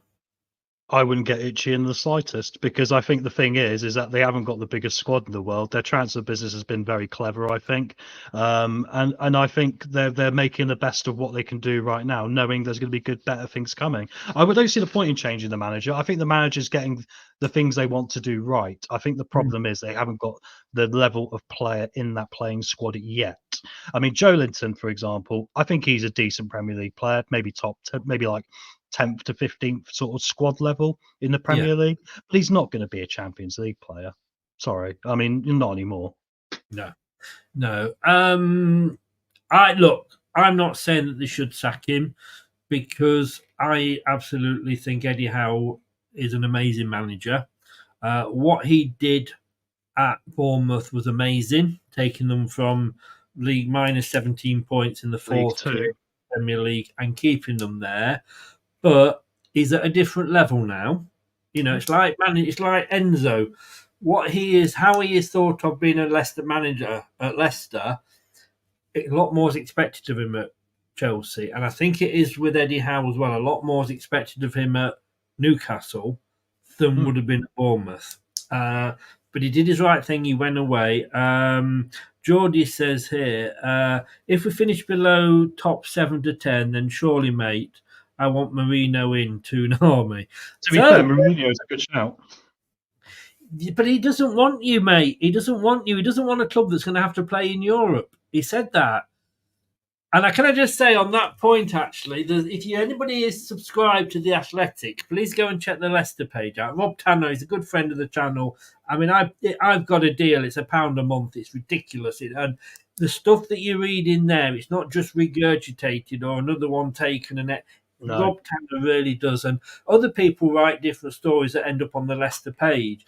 And they actually listed all the teams at the bottom of the Premier League and said which one he'd be most suited to. Was it really? Yes.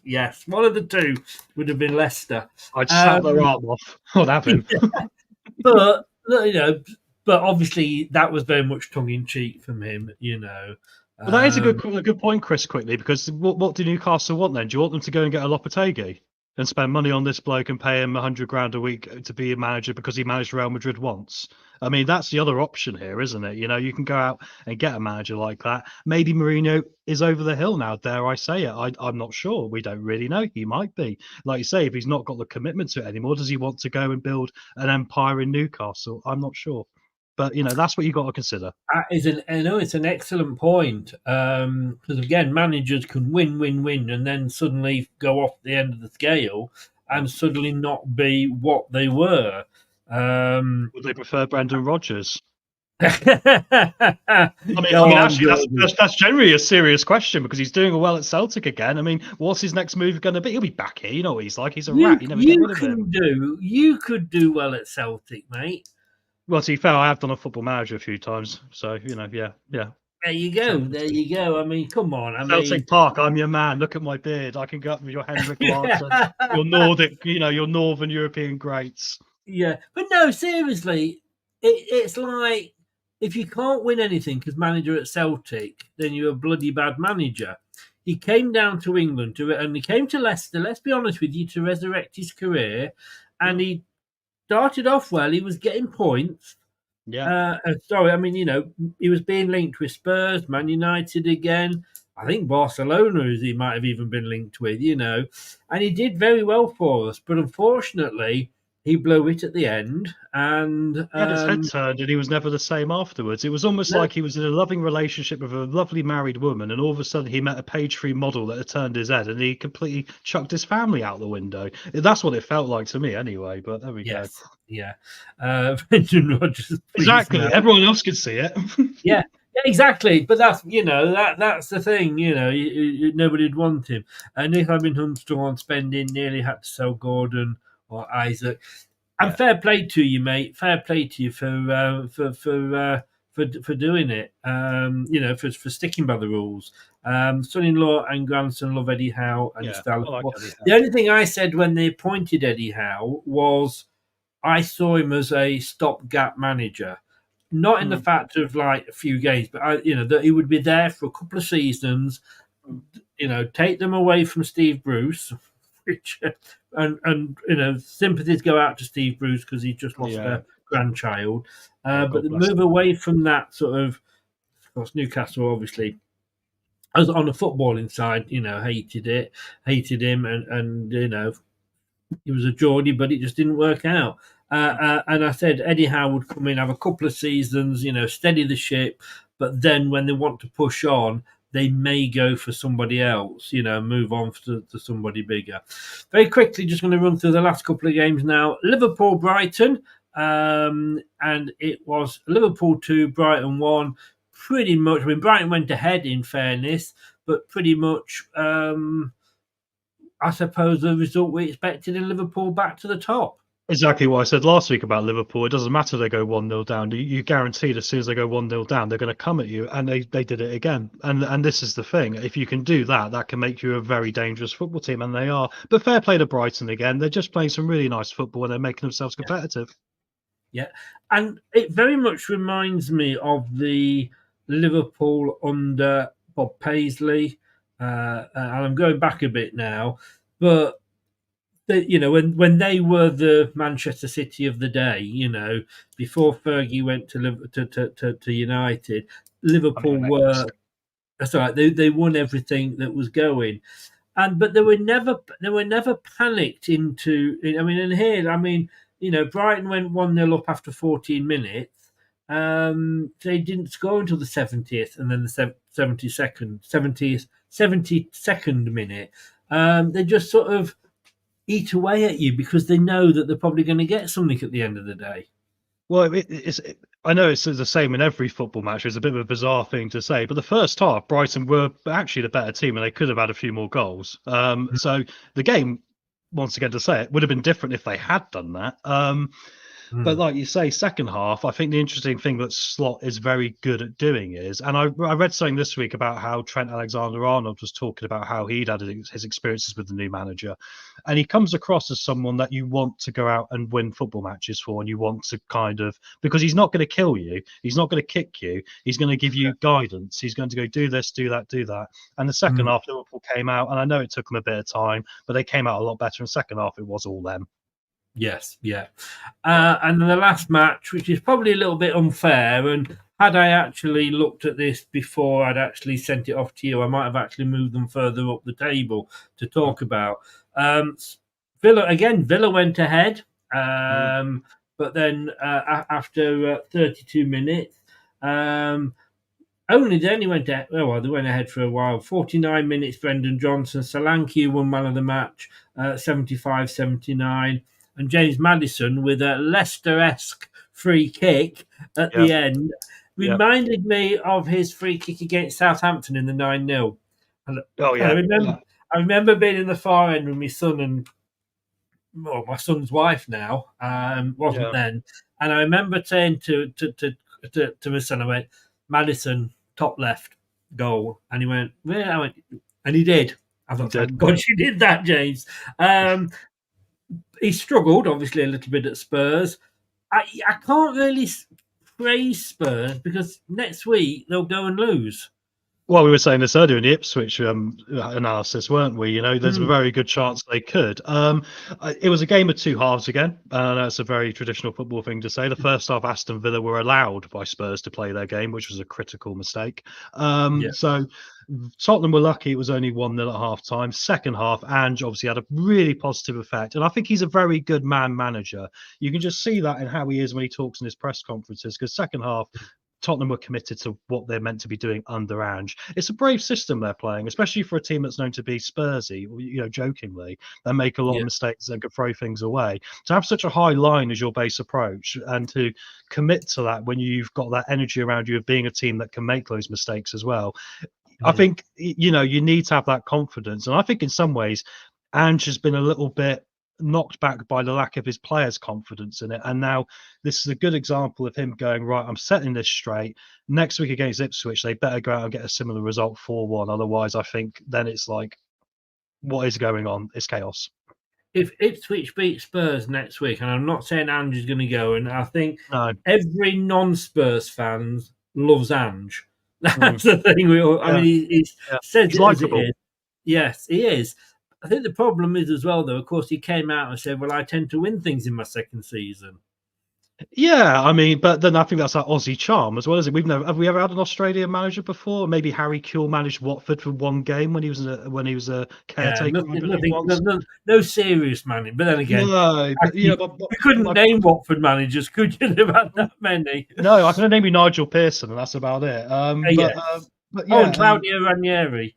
Oh God, I forgot Claudio over Nigel. Oh my God, I'll get slammed for that one. I'm a Pearsonite, as you know. Anyway, but I think and the thing is, if they can commit to what he is wanting them to do, I do think they can do well. But they just have this energy, and maybe it's a curse. I'm going to say it. Maybe it's some sort of odd Tottenham curse they've got that seems to always creep up now and again and just unsettle them, almost like a ghost that would jump out at you from behind a door and then disappear for like a week.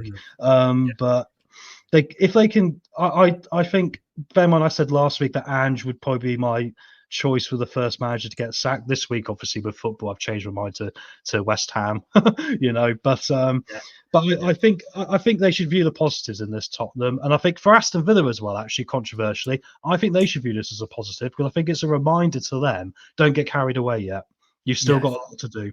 Got a lot to do. I didn't see this coming. I had this down as a 2-2 draw, so I was way off, wasn't I?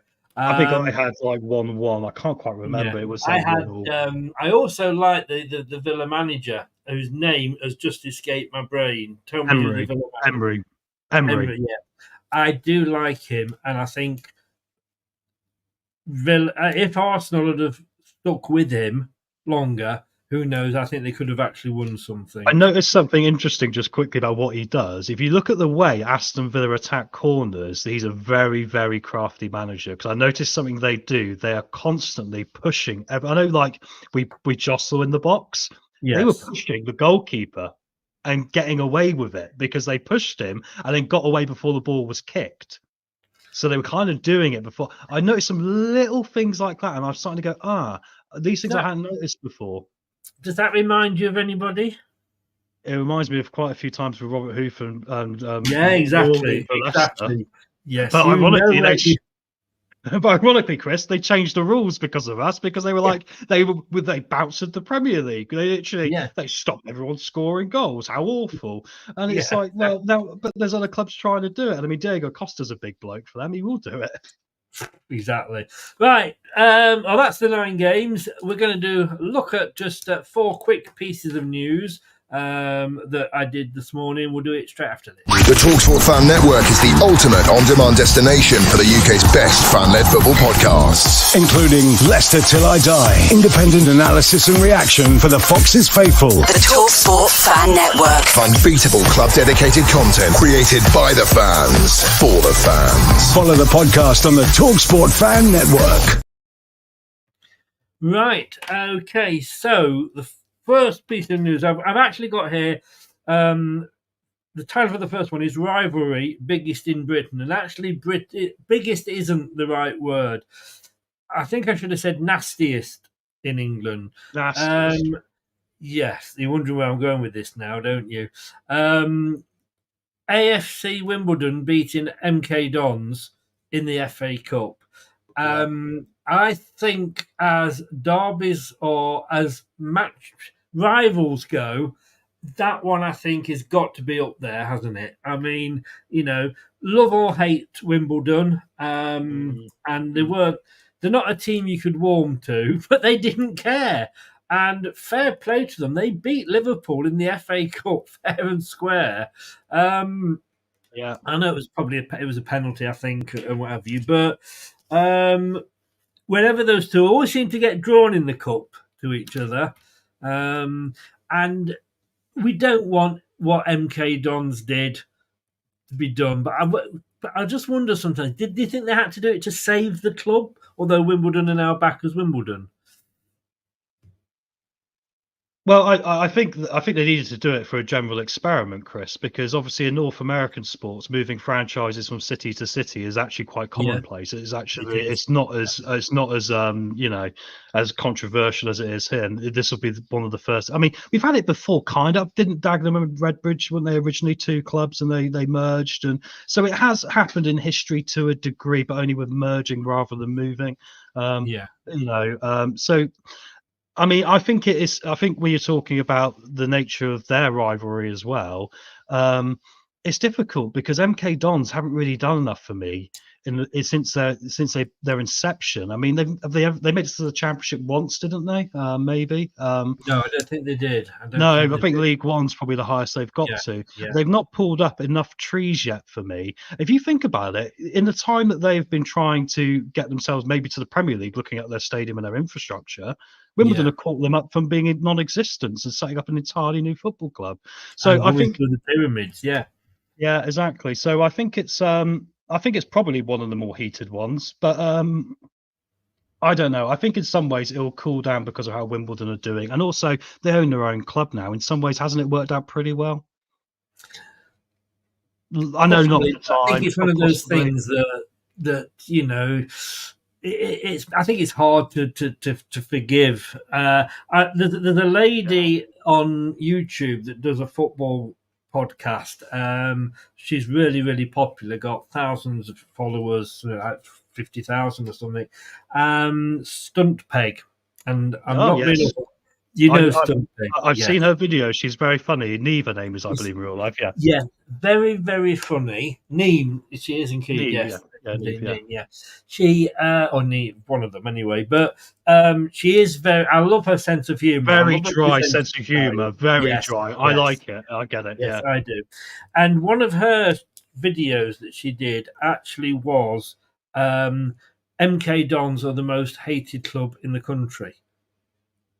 Yes, I think I'm not that far off.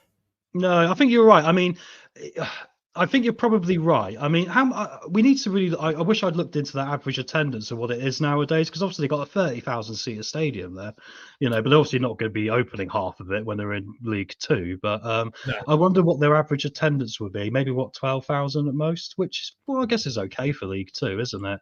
But I think the rivalry. I think MK Dons are actually League One. Are they? Because I think they got relegated last year. I think they're in League Two, Chris. I think they went down. Yeah. Because they always yo-yo. They're the West Brom of League One and League Two, aren't they? They just literally jump up and down. I'm not sure on that. I can find out, Chris. Hang on. No, League Two, you're right. No, AFC Wimbledon have now won their last 3 games in a row in all competitions against their League Two rivals. So yeah, they must have come down. Maybe what we're talking about here is what we're seeing in existence right now is the reality of karma existing in the world. Yes. The average home league attendance for the 2024-25 season for Milton Keynes Dons is expected to be 6,619. So that's not really gone well when you built a 30,000 seater stadium, because it's a big town as well, Milton Keynes. Well, technically it's a city now, I think, isn't it? Yeah, and I think that the stadium came first, and then the team came after. Yeah, which happens in North American sports a lot of the time as well. Yeah, and I think you've also got to say, despite all this going on, I think Wimbledon were in the point of being chucked out. They weren't at Plough Lane. No, they were playing at Selhurst Park, weren't they? Yeah. So it would have just been nice, I suppose, for them to stay where they are. But I mean, the argument is, look at Bury, for example, because we lost Bury, didn't we, a couple of years ago, which was a tragedy, and that's an utterly awful situation for them and their community, because it was completely avoidable if the EFL had done their jobs. But like now they've got a new club as well, and is the question: would it be better to move that club on in certain circumstances, or let it die? No, it's difficult. I actually worked in Bury for 2.5 years, and was quite involved with the. Although I worked in the travel business, I was very involved in the local sponsorship of different things and getting involved with the local things. And it's funny because Bolton went out of business around the same time. Bolton was saved, Bury weren't, and Bury. Again, the thing is, they've got the history. All right, there may not be a Man United or whatever, or even a Burnley if you go back far enough. But what they've got is a huge history. Yeah. They're back at Gig Lane now because they bought it back or something, I believe. So they are back at Gig Lane, but they are sort of down the pyramid. They're having to do what Wimbledon did, and what we've just said, what AFC Wimbledon are doing. Look. For me, you've got, and the argument. I know somebody said to me once that, well, if a club goes out of business in London, there's another one 5 minutes down the road, and it's kind of the same. It's I know what is, but it's kind of the same with Greater Manchester. You've got Oldham, you got Rochdale, you got Bolton, but that's not the point. The club is that town's club.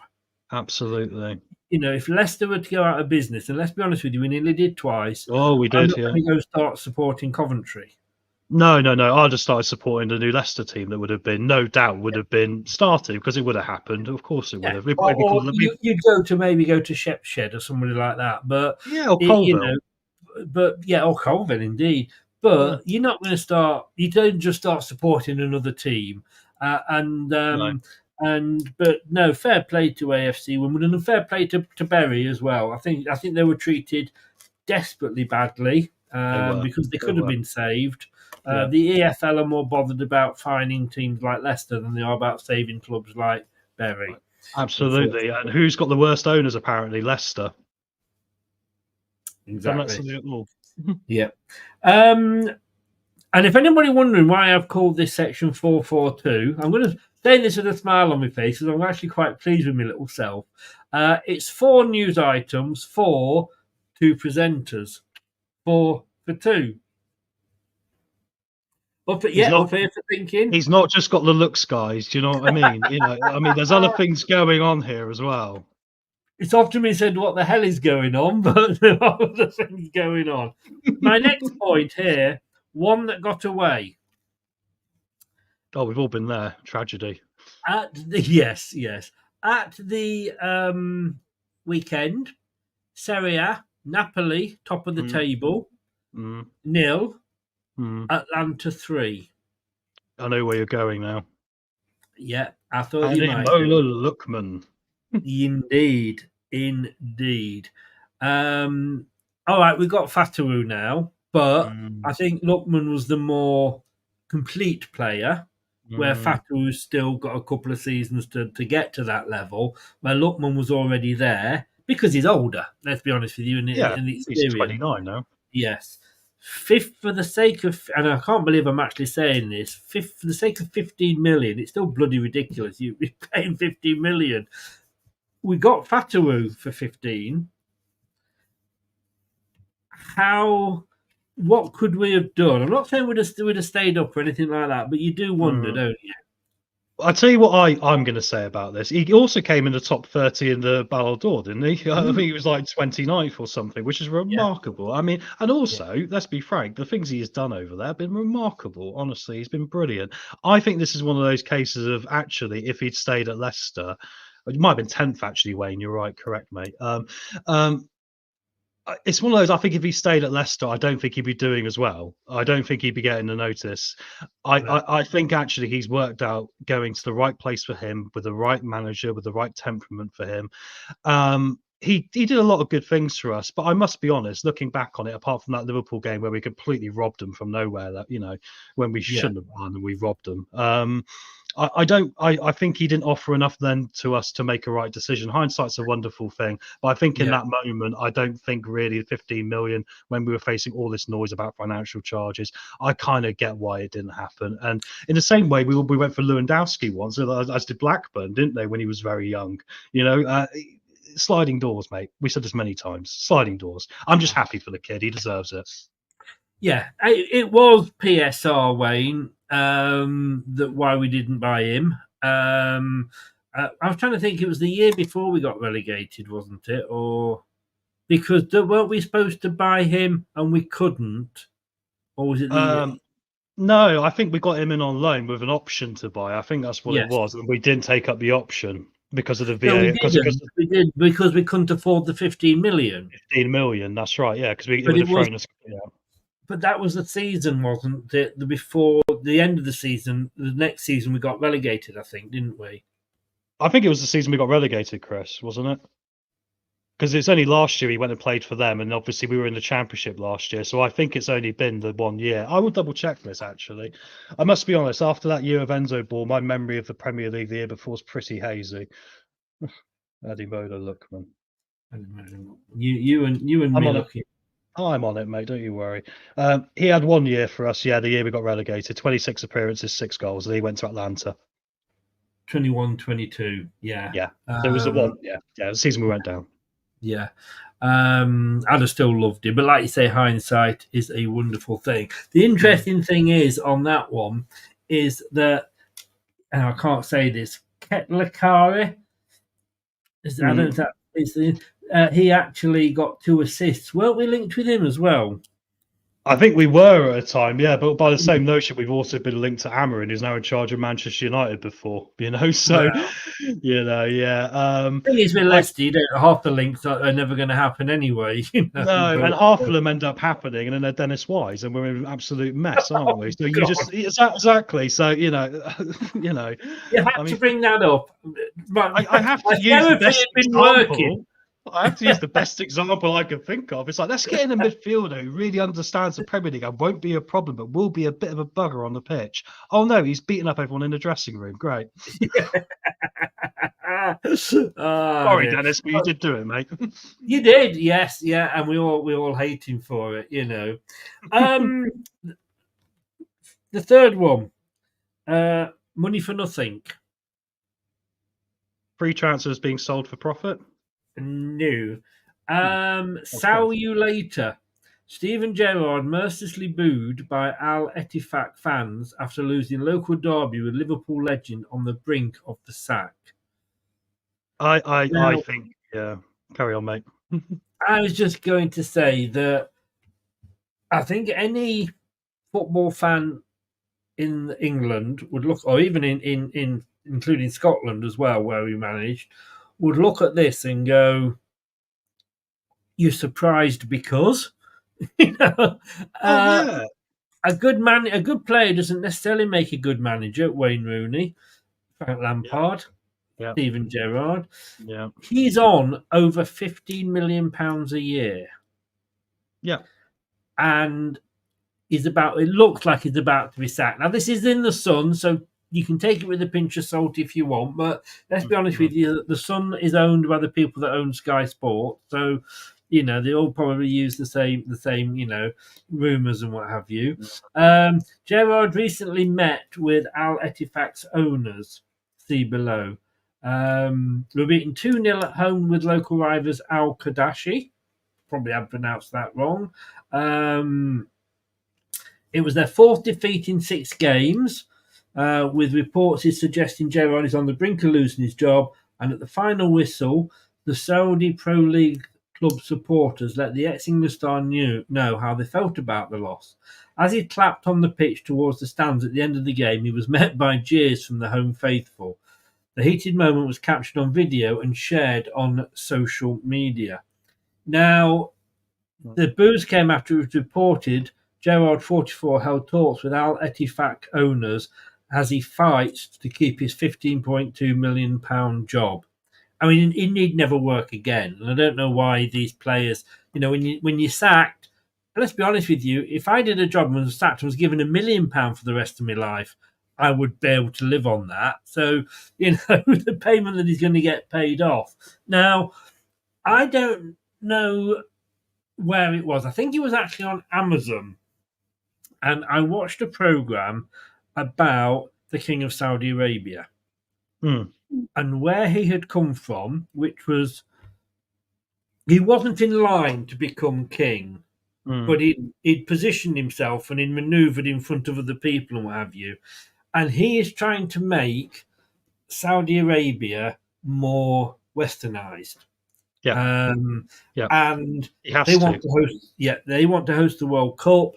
They want. Now, I'm not getting into the political side of it, but that's why he basically is saying, "I want a football. I want Saudi Arabia to have a good football team. I want us to have one of the best football leagues in the world, and I don't care how much money I've got to throw at it. I don't want to build this organically. I want to go out and build this financially, and that's why." I mean, Damari Gray is in that team. Claude Makelele is in that team. And neither of them are particularly... Yeah, Makelele back in the day, maybe, but Makelele now, and... Wow, Claude Makelele. Damari Gray? I mean, is he going to... I know. Sometimes, all right, and let's be honest with you, they'll sack him and they won't. Excuse me, just putting my cushion away. They'll sack him and they won't think too diddles about paying him the money, No. But they lost last week. They lost 3-1 to Al Jabalan in the King's Cup of Champions, round of 16. He left Moussa Dembele on the bench, and they were in the second tier, if you like. Oh my word! Yeah, that's give it remarkable. up, Steve. Really, isn't it? Well, I never rated him as a manager because it was very apparent that his success was coming from his assistant manager, who went on to manage QPR and Rangers on his own back and did an okay job at both. It didn't end well at Rangers, but it never ends well any football manager job, does it? Really, very rarely. But no, I don't think he's all that. I think, like you say, it's an interesting correlation between the amount of really successful players that go on to be really successful managers, and it's less than you think. It's normally the players that weren't particularly good who go on to be very good managers. Yes. I don't know why that is, but it's almost, I don't know if it's their life experience or something. But no, I think he will get sacked, and I think it will probably be the right decision for the Saudi authorities to do so as well. Because ultimately, the thing they've got to think of, like you said, not going too political, is by doing this, you're trying to generate a national team for a next generation that's going to be competitive, because you want to have coaches and players in there they can learn off at a young age, in order to build your national team's future. And I think the problem is, if he's not going to deliver and they're finally spotting he's not, there's no point in being there. He's not worth the money. And I think it's a bad look as well when you go and take this money. I think it's a bad look. I think it's a quality in life nowadays which seems to be completely pushed too far, this thing about money. And it can actually become all-encompassing. We'll talk about with Chilwell earlier in Chelsea. And actually, I think he's damaged his career, and I think he'll end up as a pundit.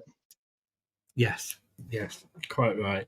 Whilst I'm on the Sun, they have done a supercomputer prediction for the end of the table, the end of season table after this weekend's games, and it's not good news for Ipswich, Southampton, or Leicester. Yeah, that doesn't surprise me. But Yeah.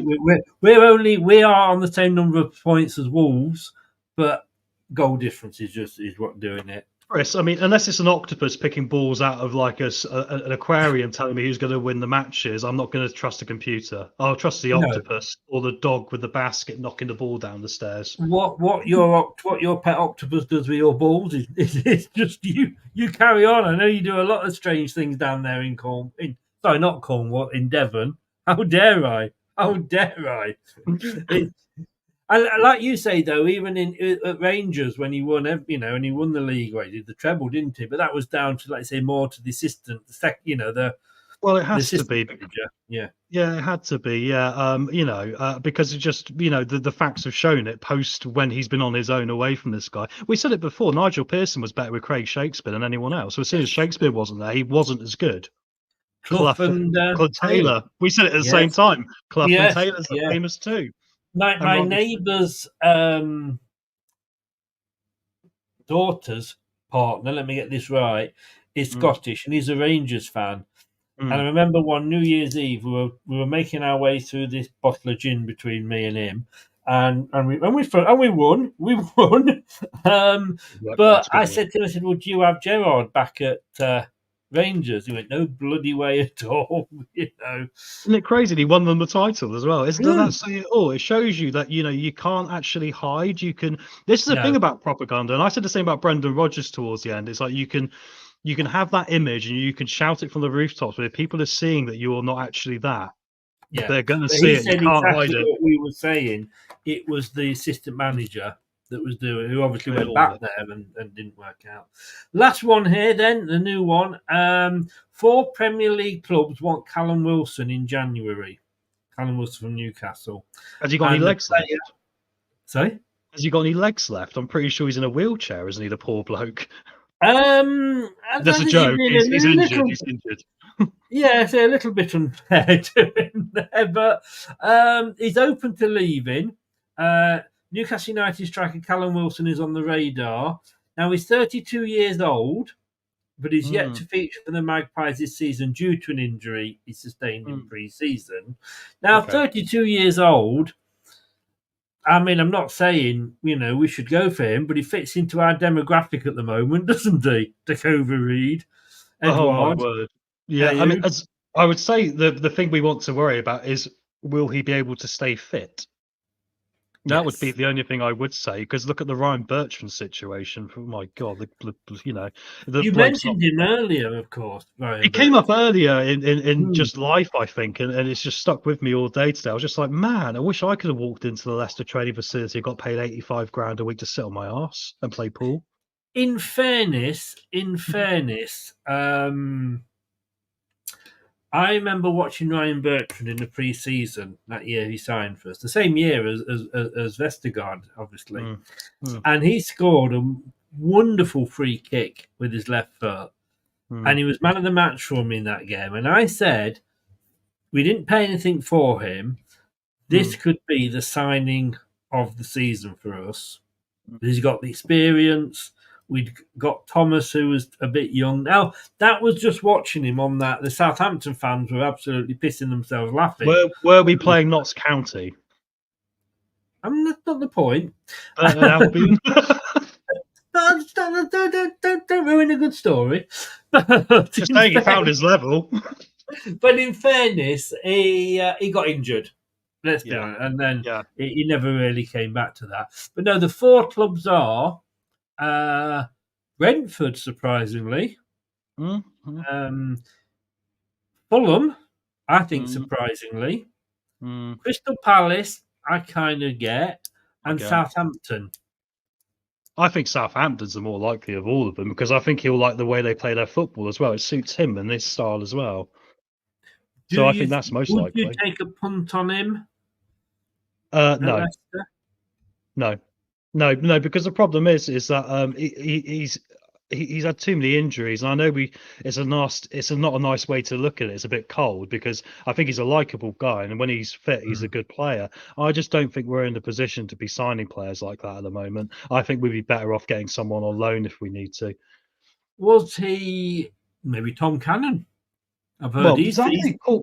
Tom coming back. Yeah, bring him back. Unless they've done a deal where we can't, just recall him off loan in January and put him in the squad. And why not? I mean, don't forget with Tom Cannon, we weren't expecting Daka to get injured, were we? No. I just think Edward Cannon. No.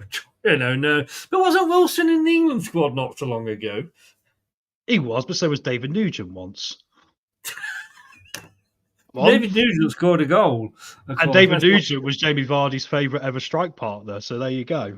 Yes. And he was all right, David Nugent, once he decided he was going to take penalties. He was superb. I've got a lot of time for Nuge. I liked him. He was a good character. Yeah, Chris, I have as well. And he's a striker, and any one of us who's a striker would have taken that goal for England. But it was good. You do not wait for it to go over the line, because the chances are it isn't going to. Look, it's been 2 hours, but I love this show. Thank you so much, Tom, for coming on. My pleasure, mate. Thank you for having me. I'm sorry it's gone so long, guys. I do try and keep my answers, concise to try and keep the runtime down a bit for everyone. But to be honest with you, or stay on the line because I want to have a quick word with you afterwards. So don't go off. I have a very quick word. But thank you very much, and I'll see you next week. Whenever next week. Brilliant. Take care. Cheers, guys. Thank you. Oops, thanks very much to Tom there. Let me just take my Viagra. There we are. We'll do it again next week. It's a great show. Great talk. We've got to get through the games. So that's why. So thanks to everybody that stayed with us. Smash the likes, subscribe, click the notification bell, and for $1.99, thank you very much, Wayne. Appreciate that, mate. $1.99, you can become a member. So please do da is all I want to say to you, as the police once said. It's like Bill and Ben, the flower pot men. Ben turned around to Bill and went slobber lobber lobber lobber lobber lob, and Ben said, "Shut up, you pissed." Thanks so much, guys. I will see you tomorrow for the debate show. Take care. Good night. Thanks for watching. These videos are tremendous. You better like them too, or I'll be back. This podcast is proud to be part of the TalkSport Fan Network. TalkSport. Powered by fans. That will conclude this evening's entertainment.